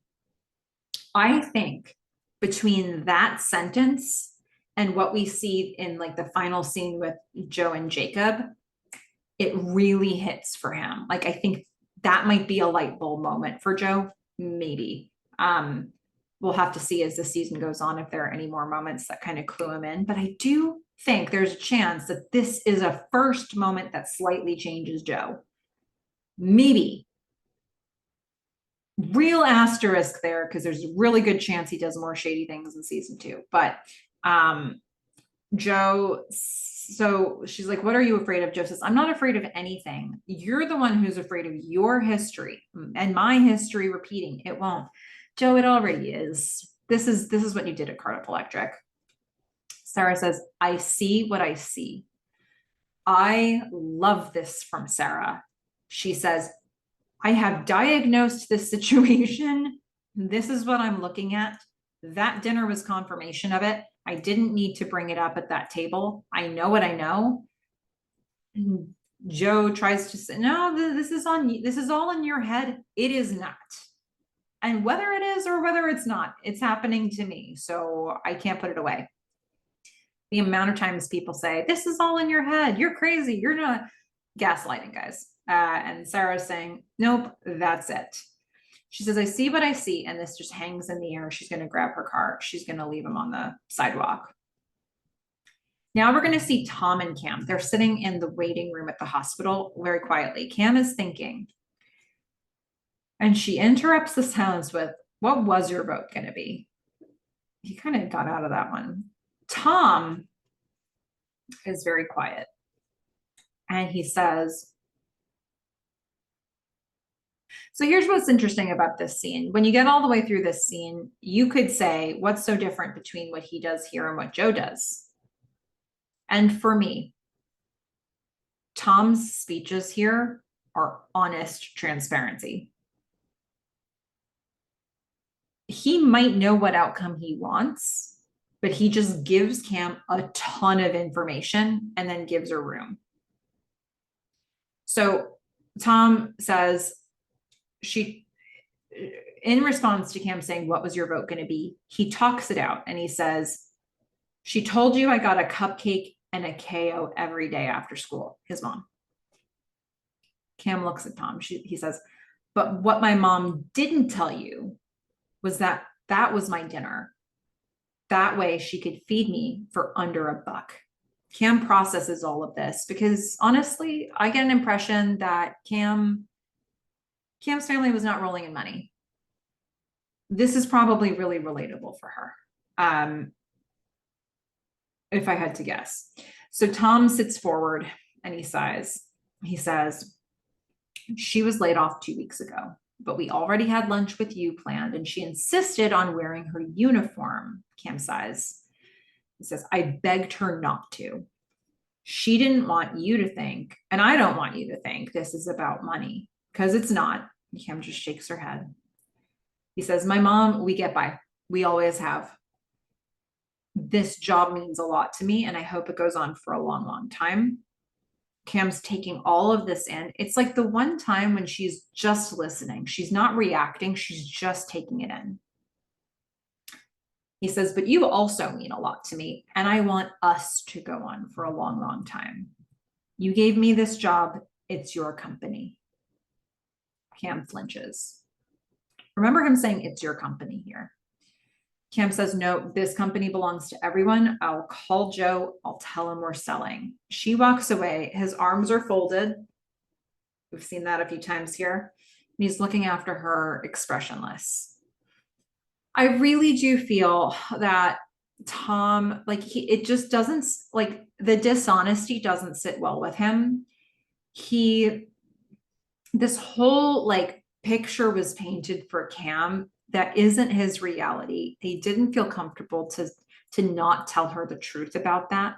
He gives Cam all of this information and he's like, look, we're in a relationship. I want to tell you what's really happening here. Here is my backstory. Here's what my life has looked like. She probably was able to relate to a lot of that. And then he says, you know, like, yeah, we need the money, but I want the job. I want you. This is your call. And he put it all out there. And whether or not he had a preference on which way this goes, I feel like he delivered it as neutrally as he could. And to me, this is a scene of transparency, not of manipulation, just in how it was delivered. So we are then going to go from here to a scene where Jacob and Joe, they're going to clink glasses because apparently Cam just called Joe and said, we'll do the deal. Jacob says, first of many, and they do their little toast. Joe says, okay, step one, we're going to beef up support staff. Step two, we prep a huge launch of the latest game, extract and defend. We're doing a spectacular blitz, national TV spots, full color ads. Not knowing that this is a game that Tom and Cam created together. This is it. We're going to put it up in the marquee, bright lights for this. It's going to be amazing. So he's going to be basically like really shining a light on Tom and Cam's relationship. Jacob says, let's hold up on games for a minute.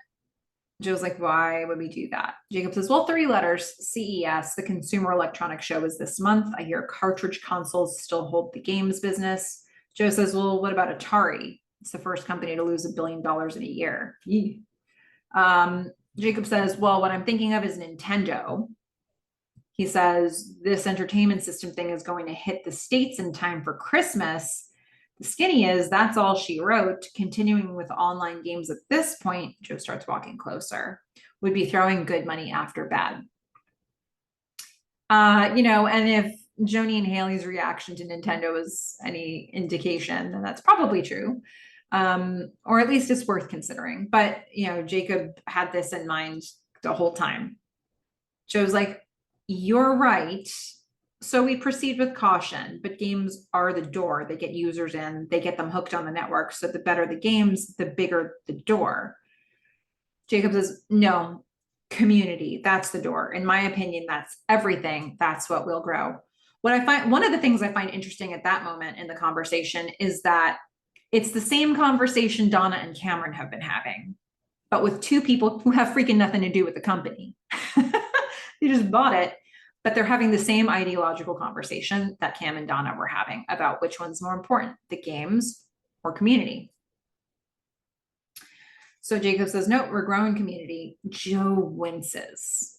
He says, a big part of my pitch to them was that they could maintain creative freedom. Jacob says, yeah, that was smart.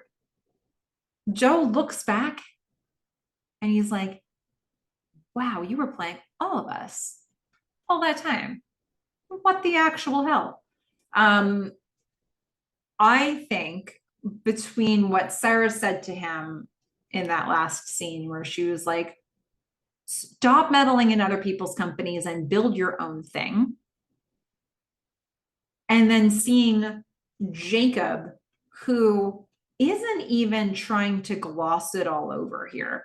I think Joe was doing the exact same thing as Jacob, but was rationalizing it to himself as like, no, I'm doing this for the good of this and for this, and this is for your benefit, and this will be better for you. No, this is great news, Cam. This is all wonderful.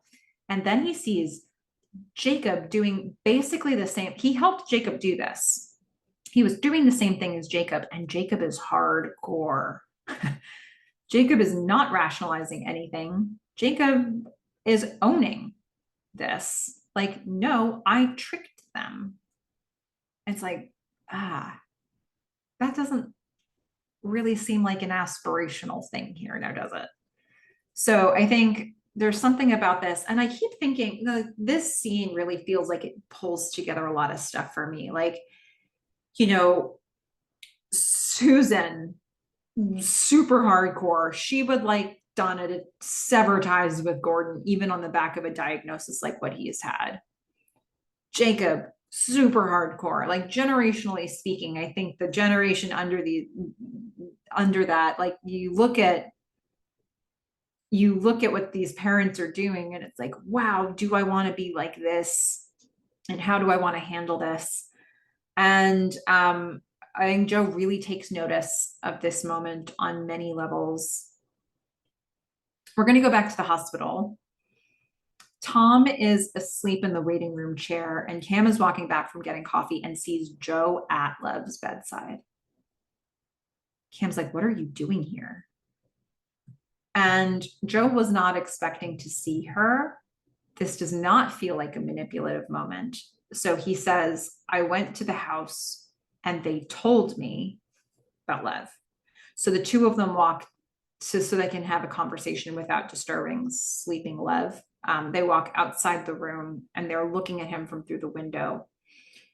Yeah, Joe wanted to talk to Cam, but I think seeing Lev, hearing what happened to Lev is bigger than everything for Joe. Cam says, we don't know who did it. And I think Cam also would recognize that this is bigger than everything else for Joe. Joe says, you probably never will know who did it. And then Joe finally tells a story that feels real.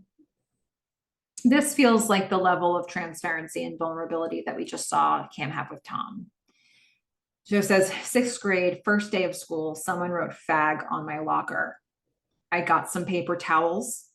I wet them down and scrubbed it off before anyone could see. Next day, they wrote it 20 times in permanent marker, and I never went back to my locker. I carried 7 textbooks in my backpack for the rest of the year.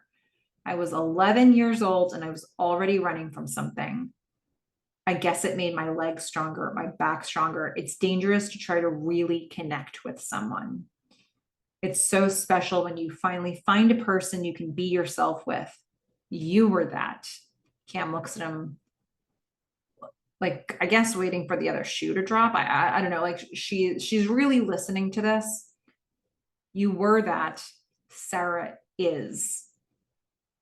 Cam blinks a little bit and he's kind of talking in hushed tones. I don't know that I feel like Cam's disappointed when she hears that. I don't think she's like, I want to still be that person with you. I think she's hearing this, but doesn't feel invested in it. Joe then turns into business. He says, don't sell. It'll ruin it. He won't mean to, but he will. You'll make a ton of money. The company will be a juggernaut, but your vision will be corrupted and lost. He'll start by pulling the plug on games. She exhales. This was total transparency from Joe, and I guess it's not too late. She maybe gave a verbal commitment, but they haven't signed anything.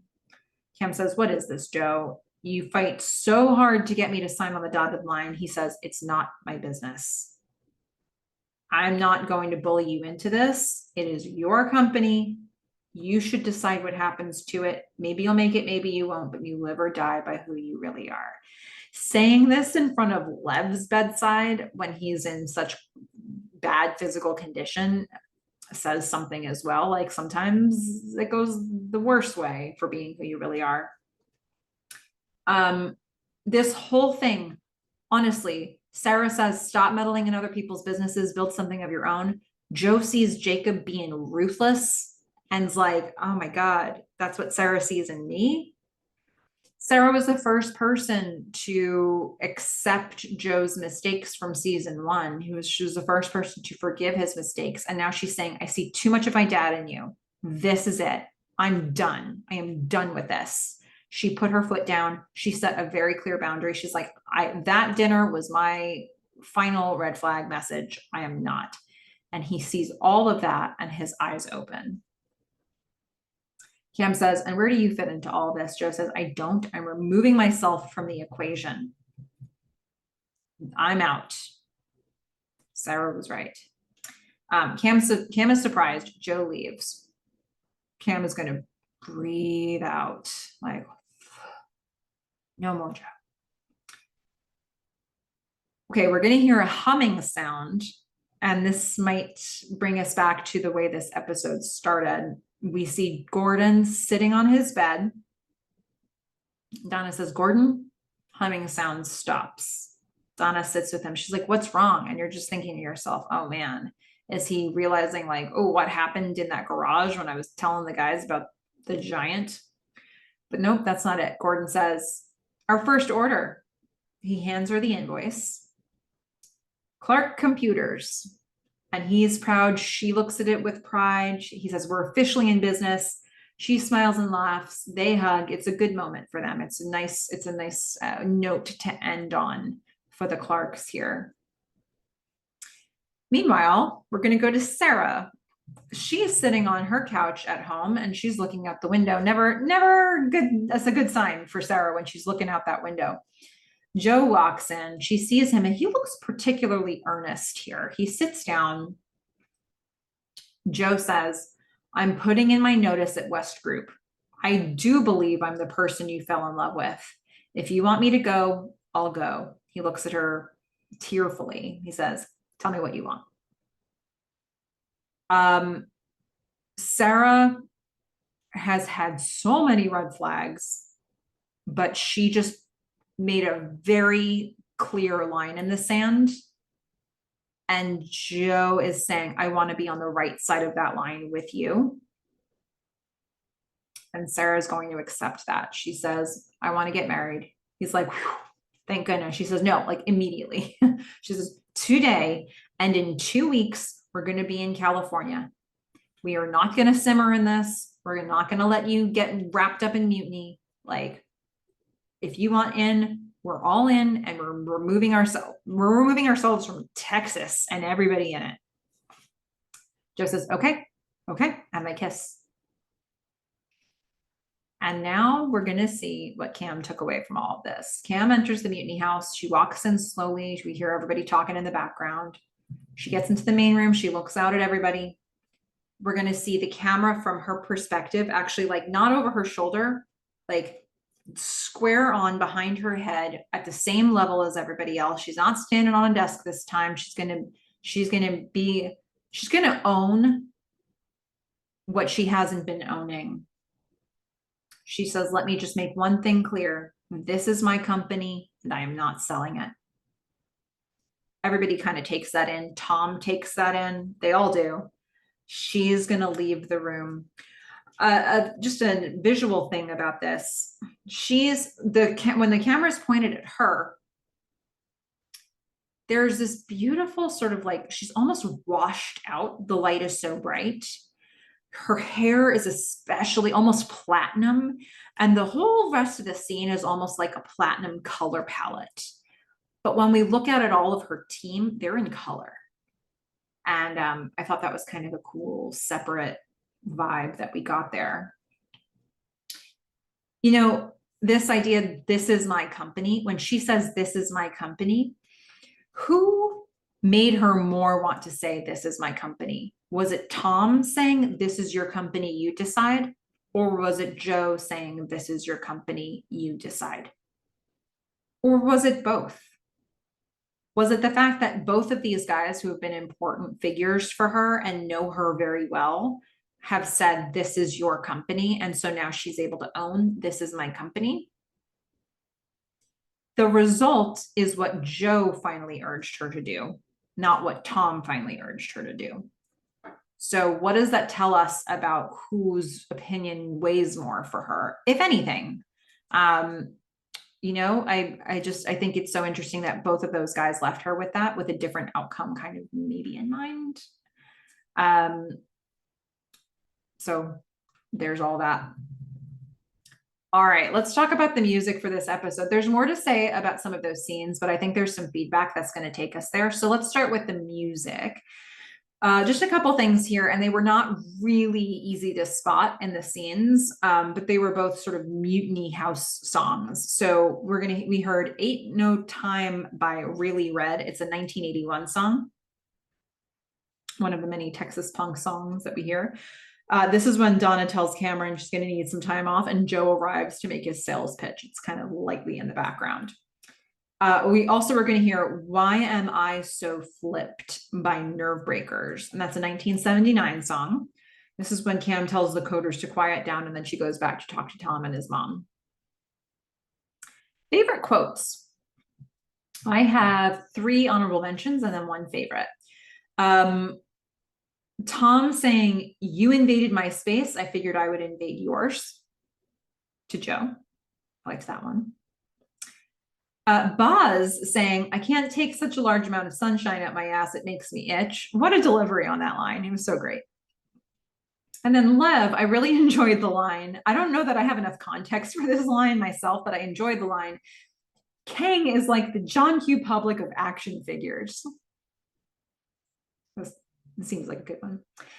Okay, my favorite quote of the episode. I thought I'd give this one to Joe. Joe said a lot of good ones in this episode. He says, Mutiny's killer app isn't games, it's people. And it kind of reminds me as we got to the end of season 1, where he goes to all the coders back at Cardiff Electric before they mutinied. And he's like, what's our killer app? Let's Blue Sky, come up with your killer app.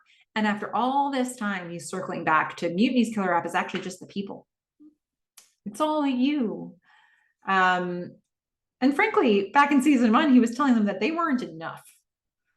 Those people were not enough. They were not coming up with the best ideas. Simulators, full-on simulation beekeeping, that wasn't enough. The Phases of the Moon app, that wasn't enough. He's coming back now. He's circling back around. He's like, the people are where it's at. Oh, Joe. All right, let's talk about some feedback. And boy, oh boy, has there been a lot of good feedback coming in this week. It's an embarrassment of riches, folks.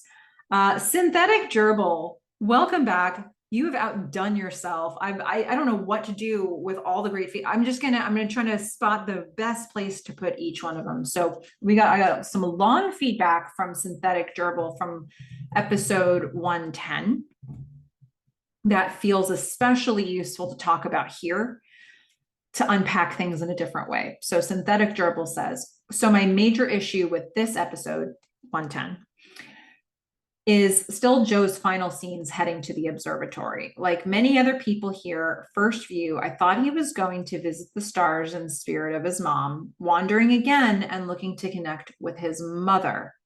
I missed that he specifically said she about someone.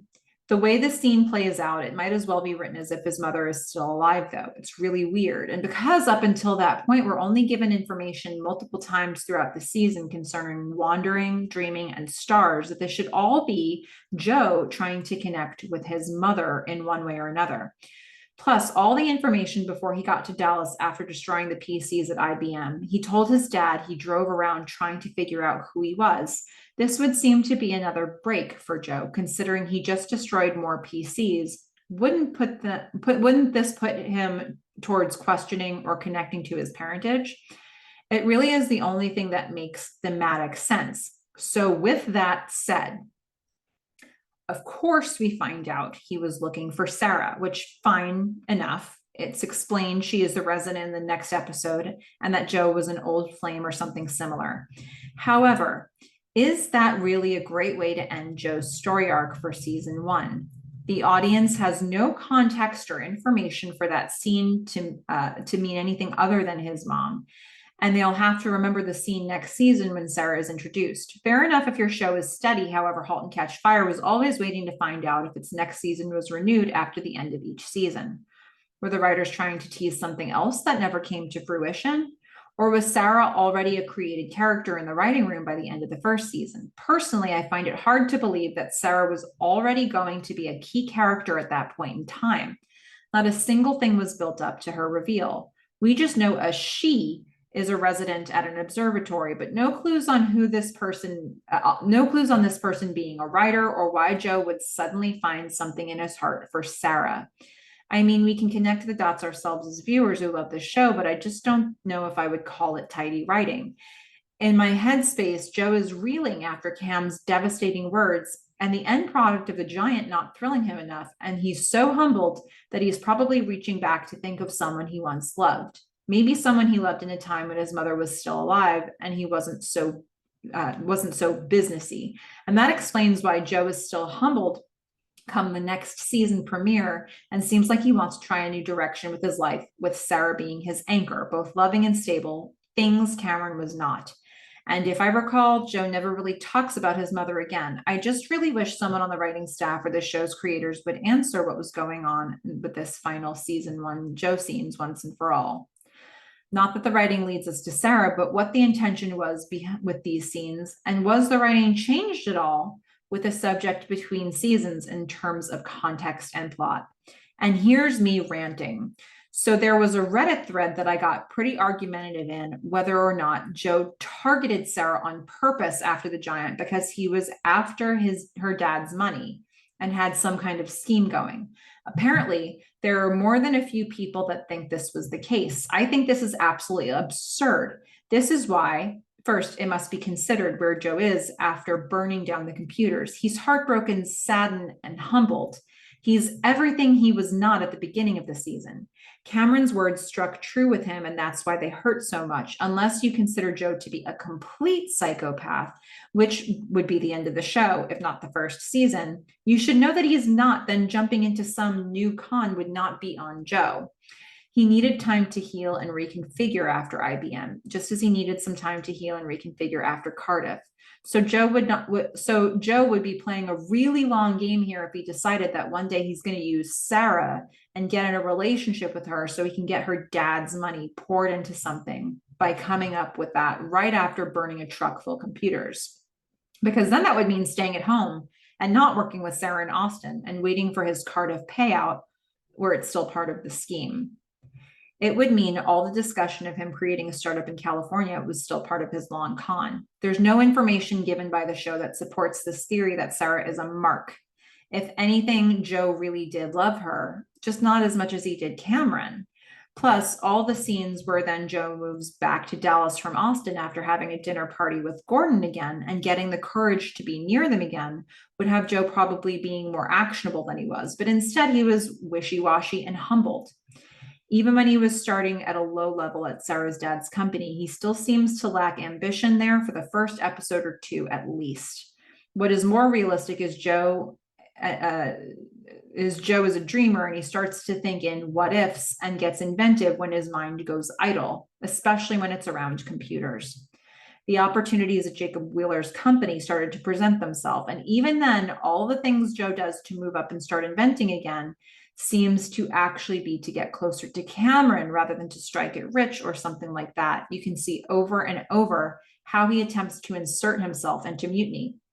So I just don't think on any level that Sarah is a mark for Joe to get her dad to fund whatever he thinks he wants to do as he hikes to that observatory at the end of season 1. Synthetic gerbil. Wow, so amazing. Thank you. And this starts to for those of you who thought, why are you bringing this comment in here as I was talking through it? Hopefully you started to see the real wind up that happened at the end of this comment from Synthetic Gerbil, because this brings us to kind of what we're grappling with in these most recent episodes.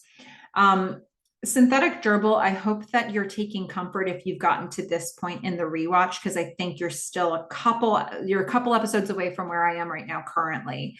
So you wouldn't know yet that I I think I agree with you. It sounds like there was a really heated Reddit thread there where people were talking about like this idea of what was the way in. There was a whole episode titled that. Joe has used the term the way in more than once in that episode and the episode after. And it's like, whoa, he had a design here, but what for? And, you're positing this idea that with all of this stuff, it also feels like to me, all of this was the way in back to Cameron and to having the good relationship with Cameron. Joe, when we think about like the reveals that he made to Cameron, even in the landfall episode, he really went out on a limb with her and he really opened himself up in a way that I don't know if he has with anybody, because his instinct is to lie when it's time to tell the truth about himself. And instead, he started to reveal actual facts to her.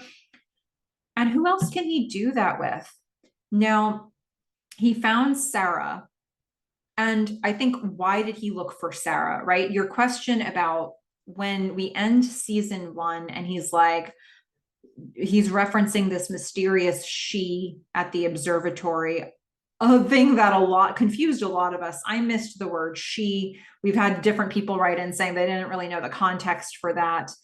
There's been a lot of speculation. So maybe the writers did or did not know who she was going to be. Maybe they were leaving room for it to be a mom, even though she had died. But who knows around here?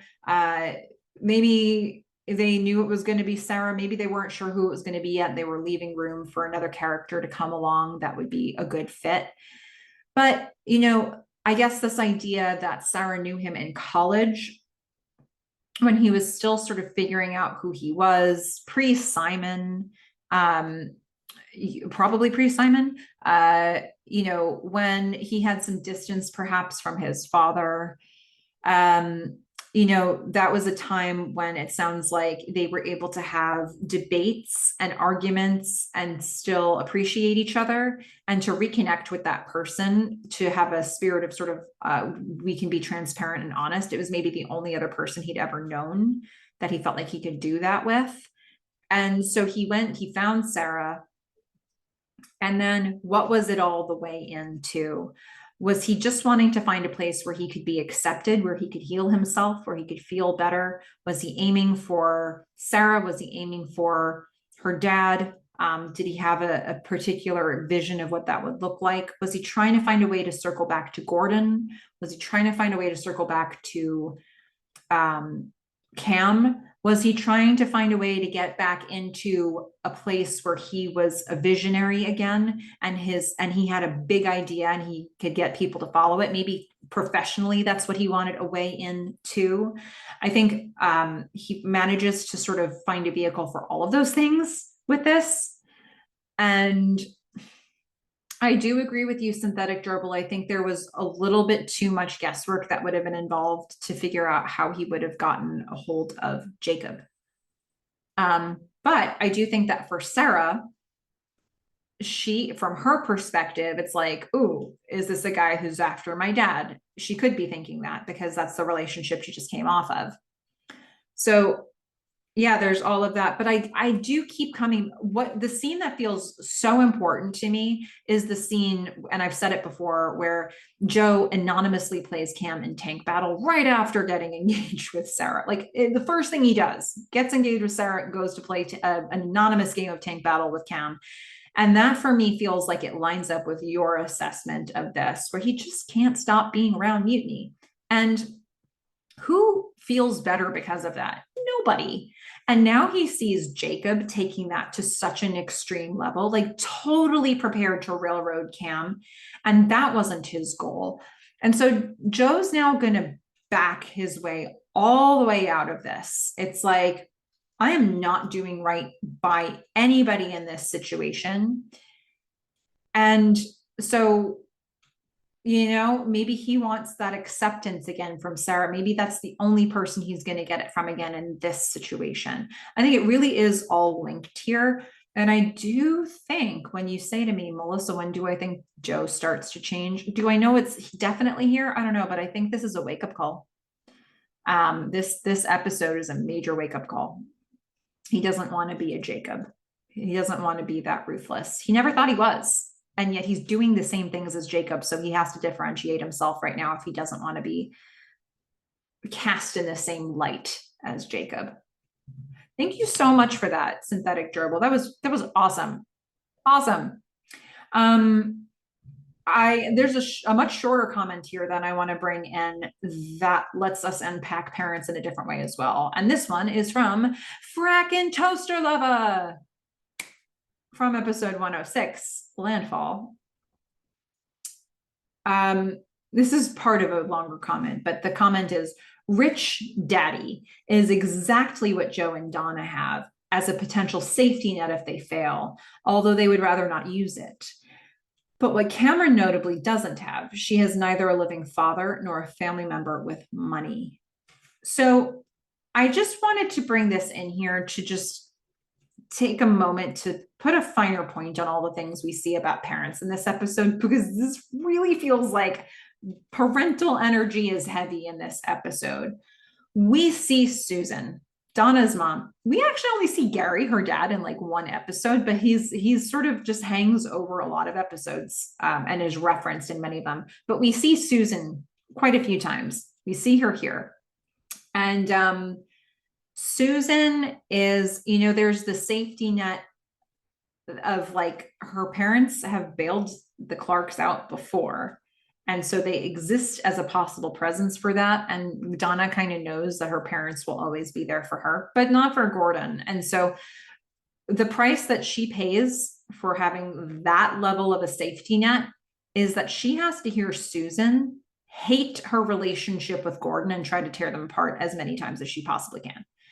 And Donna never comes out and says like, quit it, mom, because maybe she'd lose her safety net if she did that. But Susan really seems to have an agenda with all of this. So, she'd rather not use it, but she kind of does what she has to do to just let it still exist. Joe, with his dad, I think that he has had to go back to his dad in season 1 and say, oh, could I get a job back at IBM? And his dad was like, sure. And the price you pay for that is not being the visionary you thought you were. Basically accepting that that's, everything I ever said about you is true. And here, Jacob has been sort of a proxy dad figure, patting Joe on the back every time he does something ruthless. And that's turning Joe further towards being the person he doesn't want to be. And so now he has to, if he doesn't want to be that, if he wants to keep Sarah, he has to reject all of that.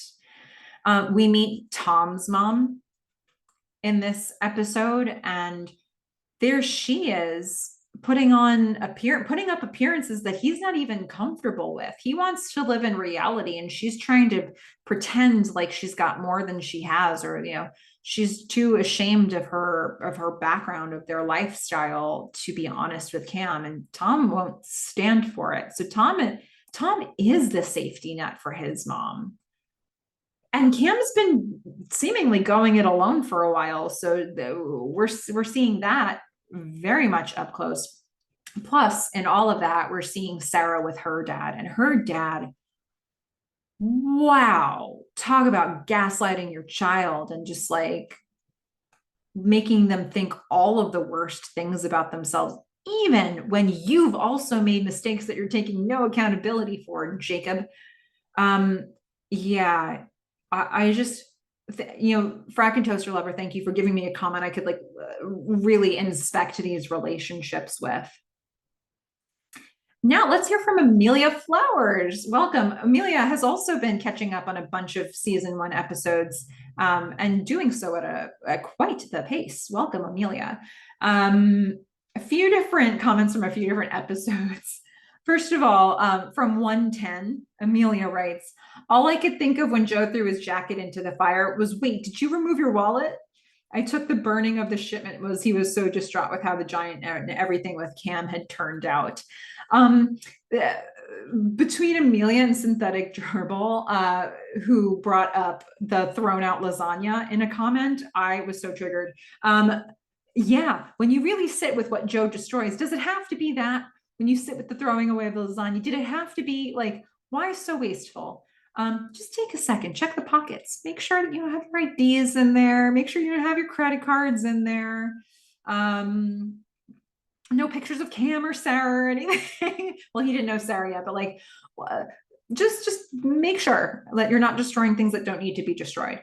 But yeah, Joe just goes ahead and just throws everything into the fire. And doesn't it feel a bit like he's, him just diving right back in with this relationship with Sarah, walking away from mutiny, walking away from everything else and just saying, Sarah, I want to be with you. I think it's maybe less about Sarah being Sarah and more about Sarah giving him clean slates when he asks for them. And he's prepared to throw, like, once again, he wants to burn the Joe to the ground that was prepared to do all the things he's just done to this point in season 2. So it was good timing that you brought that back in here, and a funny comment as well. A couple things about Joe and his, the fact that we see in this episode Joe sitting by Lev's bedside because he feels that personal connection to Lev's situation, and then he tells the whole story that he tells to Cam at the end. Amelia brought in a couple of comments from previous season 1 episodes about Joe's sexuality that I thought would be good to slip in here. So from 105, Amelia says, I also took it that his father knew that he was queer or that something was off unspecifically with his son. I believe he blamed Joe's mom. Being considered a mummy's boy was an old euphemism for being gay, at least in the UK. That Joe was awkward and not a typical boy with the baseball bat.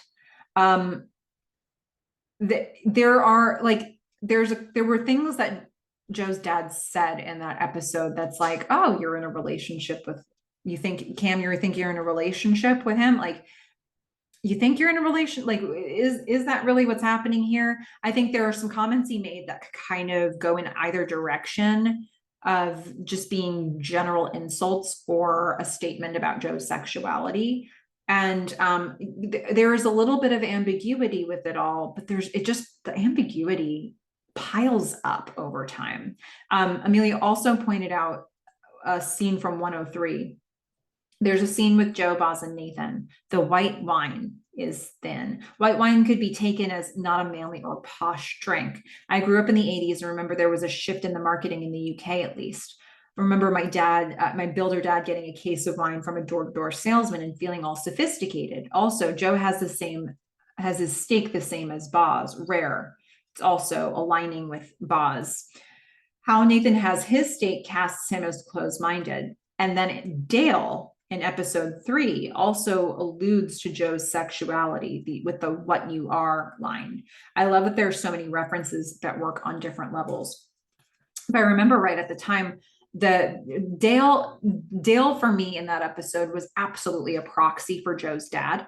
And so Dale making a reference to his possibly to his sexuality really feels like something that's coming from his dad as well. And so we've seen all of these moments where not only in actual plot points, we see Simon, we see Trevor, Lulu's boy toy husband, whoever that was.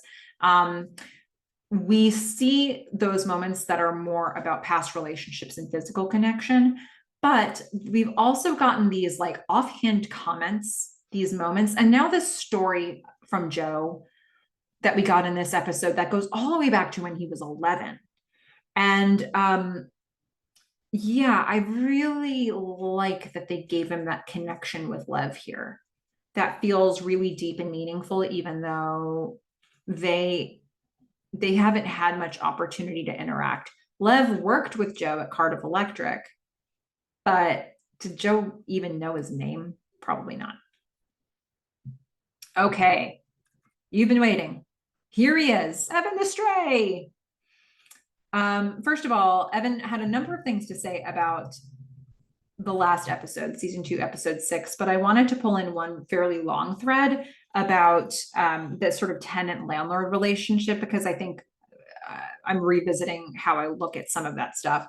So Evan says, Joe says he doesn't want the typical tenant landlord relationship, but his benchmark requirements for reduced rates say otherwise. His business stipulations follow a typical landlord approach to boost quantity, mutiny users in this case, to help maximize revenue or sales for both parties. He's counting on inferences on email, Unix encoding, etc., being correct, and the net impact of increased users still offsets or washes the delta of P and Q, where the price is $3.50 versus $5. This means Joe ostensibly thinks, or is at least implying, the increase in users and or time is going to be plus 43%. Okay, that's a bit blue sky. Now, to contradict myself, and by the way, that's a really useful thing for me, because I think when I was covering last episode, I thought, like, landlords and tenants, you just rent the space, you wouldn't have benchmarks. Sounds like I was wrong about that. Evan then says, now to contradict myself, in the scene where Jacob lays out the pricing demands to Joe, Jacob leaves his office and Joe's trying to comfort himself by rubbing the back of his neck, after wincing a few seconds earlier to the new pricing demands. That's why I think he initially genuinely wanted softer pricing for Mutiny and Cam, the $3, now $5 with a floor of $3.50. It feels to me like he went to Mutiny to deliver an actual negotiation rather than a demand, but bristled at being passively insulted by Tom and feeling rejected by Cam following more insults. So now he feels hurt and uses his power to strike back at them. It's childish, but it plays into Amelia Flowers' assessment of Joe's childhood wounds. Psychologists will often refer to a traumatized person's personality or aspects thereof being frozen around the age of the individual when said trauma occurred. I can appreciate Amelia Flowers' consideration of Joe's upbringing and survival mechanism of sneakiness. He had the traumatic fall from the roof, which undoubtedly led to chaos in the home, leading to his mom's dismissal by his father, which Joe was told she was dead, and from being in the hospital for what he says was a year, if I remember correctly. All this was as a preteen. Plus, his father was probably a hardliner who didn't appreciate Joe's dreamer aspect of his personality, as that would have reminded Joe Sr. of Junior's mom. Probably a very little affirmation for Joe for his father. So not only do we have this point that the tenant landlord relationship, it would be a business thing to do to set benchmarks.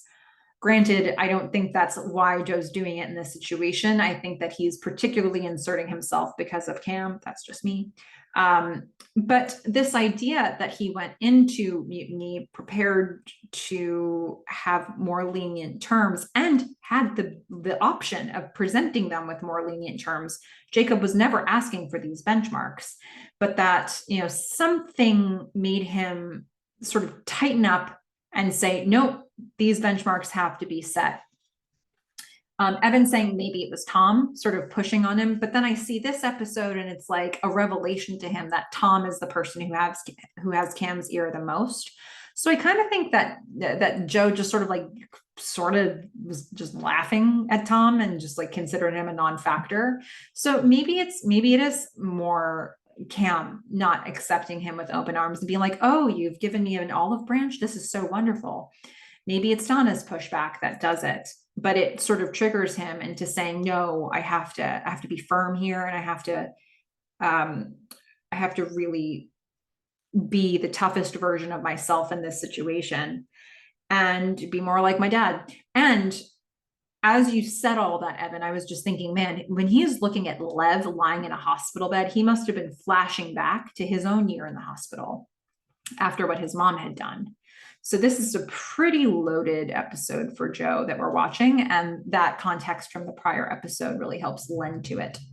Now, Evan has a bunch of things to say about this episode to close us out. He says, first of all, Gordon breaking the news to Donna about his illness, and Donna's genuinely concerned. Donna and Gordon begin to partially kiss, and Donna quickly halts. I feel like you can see in her face that she's thinking about her secret at the end of the scene on the couch. Oh, that's interesting. I just thought, like, this is not the mood for Donna to like do it on a couch. She's just found out Gordon's really sick. So yeah, putting the context of the fact that she just chose to have an abortion, certainly, like, it's like, oh, was that a good choice? Was that a bad choice? Like, she'll never, will she ever have an opportunity to do that with Gordon again? Did she ever want to? Was this something that Gordon could sort of rally around? I don't know. It's an interesting thought. Jacob seems a little too easily impressed with Joe's campus build-out idea for Mutiny. Could Jacob have undisclosed plans which might rile Joe? Joe is pleased with Jacob's compliments and appears to believe that the pitch plan will go well based on the quasi-full smile on his face.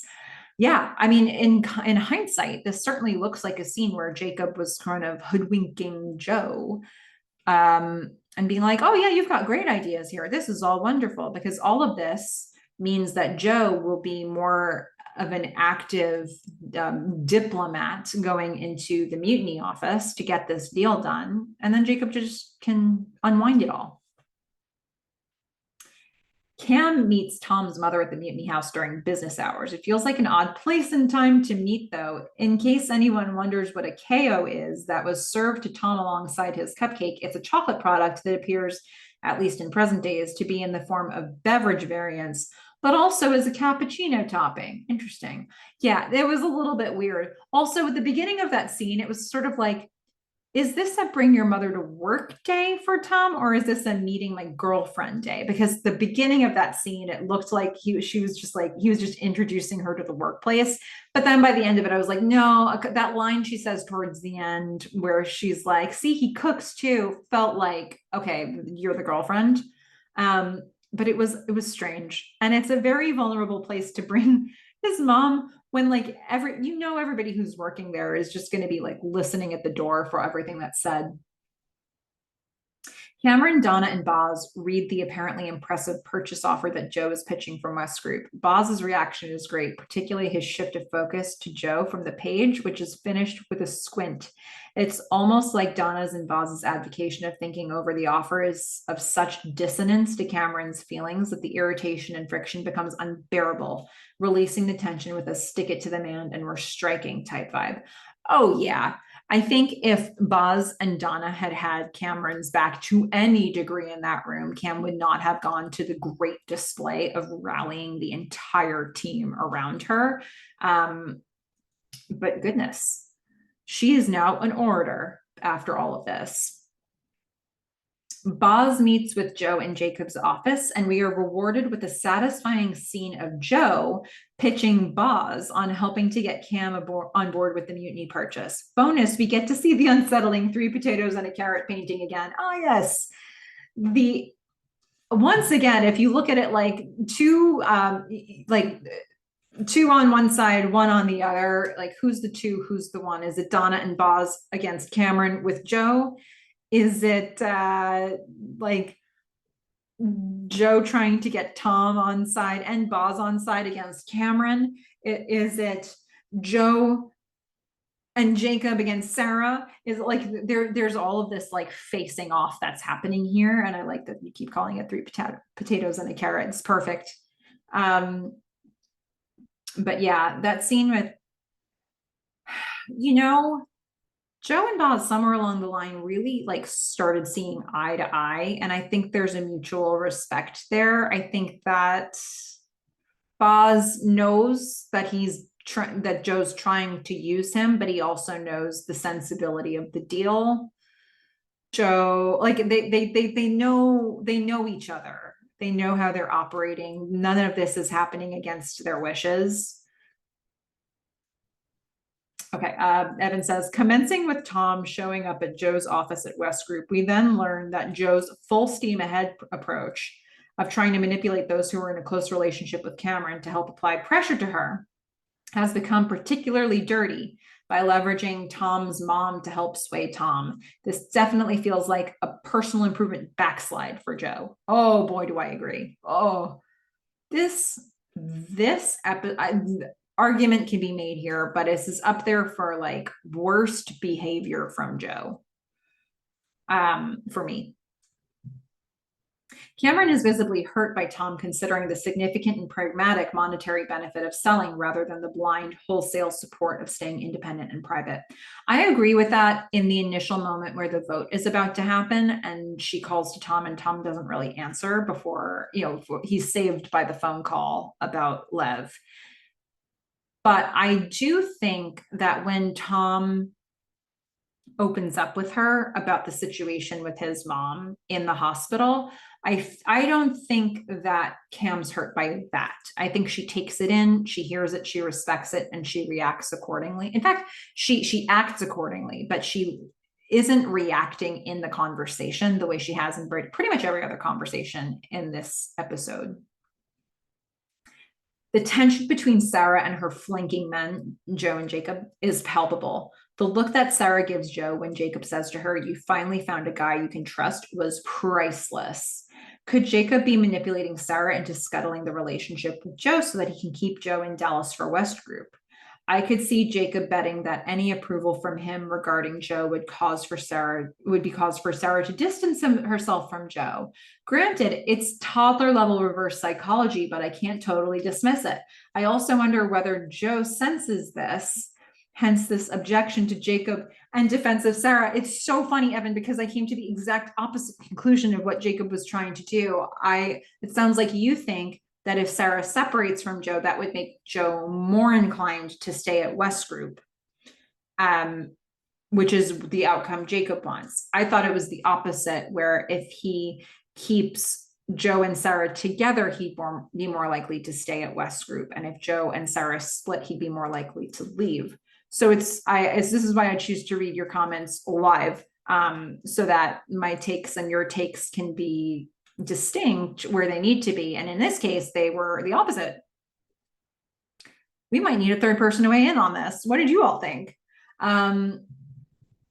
Another comment here about Gordon. Gordon's memory time slip scene is quick, but particularly heavy. It's quite reminiscent of what one may experience with someone who has early onset Alzheimer's disease, say in their early to mid 50s, a truly terrifying disease. I know it's not chronic toxic encephalopathy, but there would be significant overlap on a Venn diagram between the two for sure. Yeah, it was a really upsetting scene.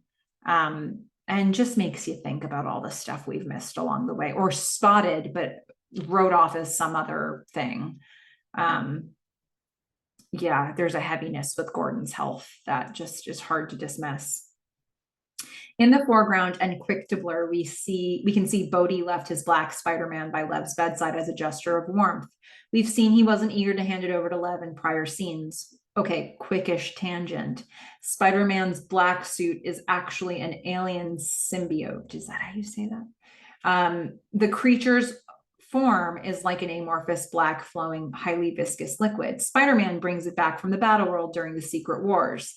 The first appearance in Spider-Man number 252 is May 1984. Spider-Man eventually parts ways with the alien suit, and it finds Eddie Brock as a suitable host, and Eddie becomes the beloved villain, some may say anti-hero, Venom. For what it's worth, Spidey's black costume was super rad looking. It was definitely a fan favorite. Thank goodness for you, Evan. I was hoping you would be able to come through with helping me understand why the black Spider-Man reference, and here we are. That's your answer, everybody. And that's some good detail there too. Tom shares his story of his childhood and his mother's lack of monetary means, his feelings of resilience, his dedication to Cam and her company. Cameron is immediately swayed to sell to Joe to the West Group, realizing the transformative power of sufficient money in people's lives lessens their financial burden. It's a well-executed, empathetic scene. Yeah, I think we felt the same about it, that it was coming from a real place for Tom. And it's hard to do that in the middle of a bunch of like fake empathy scenes that we've gotten with different characters. So that one really stuck out to me as well. Evan says, Joe's desire to do right by Cameron allows him to see that Jacob is quite possibly a rattlesnake, in the word of Nathan Cardiff. This following Jacob's backhanded compliment of, yeah, that was smart to Joe, regarding Joe telling Mutiny they could maintain creative freedom. My big question here, with Joe's long stare over his left shoulder onto the back of Jacob's head, is Joe feeling or seeing Joe Sr. in Jacob now? Yeah, I think probably there's like shades of Joe Sr. that he's seeing in Jacob, but he's also seeing that Sarah sees the same thing in Jacob that she sees in Joe right now. And he's like, ooh, this is not what I want to look like. There was Sarah wholeheartedly accepting and forgiving me, the only one who's willing to do that at the beginning of this season. And now she sees me like this guy. I think, just all of those likenesses aren't something he doesn't want to be like that. The scene with Joe and Cameron looking onto Lev is so good. It's so freaking good. It carries such a powerful emotion with it. I see Lev and I think of family members. I think of a decades-long stepbrother who passed away, who was ill like Joe's ex, Simon Church. I hear Joe's words about his experience when he was 11 years old, and I remember how cruel people can be. The background of my mind jumps from thought to thought, yet Joe's subdued, calm, even almost hypnotic cadence soothes. In this moment, I'm unsure whether I've seen a better scene with Joe and Cam thus far in the show. Moments like these give life to the reasons why we love art. Oh, isn't it beautiful? What a beautiful scene it is. It's a sad scene. It's a heartbreaking scene. And it feels really formative. And Lee Pace's voice is just like, it almost puts you in a trance. And it kind of almost puts Cam in a trance. And I think it reminds Cam, it's a reminder for Cam of what she saw in Joe in that landfall episode. I don't know that I feel like she and Tom are in any trouble because of it, but I think it's a reminder for her. And Evan says, thus far into season 2, this is hands down my favorite episode. I mean, the writing in this, the way every storyline weaves into each other is unbelievable to me. So beautifully done. I have to say, I was also very impressed with it. Okay, Evan's favorite quotes. Third runner-up from Joe. Cameron, this is good news, I swear. It wasn't good news. Second runner-up, also from Joe. No, scratch that. I'll get out of the way this time. Will you? Yeah. First runner-up. This one's from Boz, and this is one that we have in common, Evan. Please, Joe, I can't take such a large amount of sunshine up my ass. It makes me itch. And the winner. You also have one from Joe, as I did, but they're different ones. It's dangerous to try and really connect with someone. It's so special when you find a person you can be yourself with. Isn't it true? There were some really good ones from Joe in this episode. And that, my friends, is season 2, episode 7. I mean, this feedback, these comments, it's so good. There's so many things that I could have pulled here, and I wanted to try to grab ones that really felt relevant to where we are in the plot right now. But my goodness, it's so lovely to hear from you all. And next time I'll talk about season 2, episode 8. Until next time, everybody, go out there and watch Halt and Catch Fire. Bye.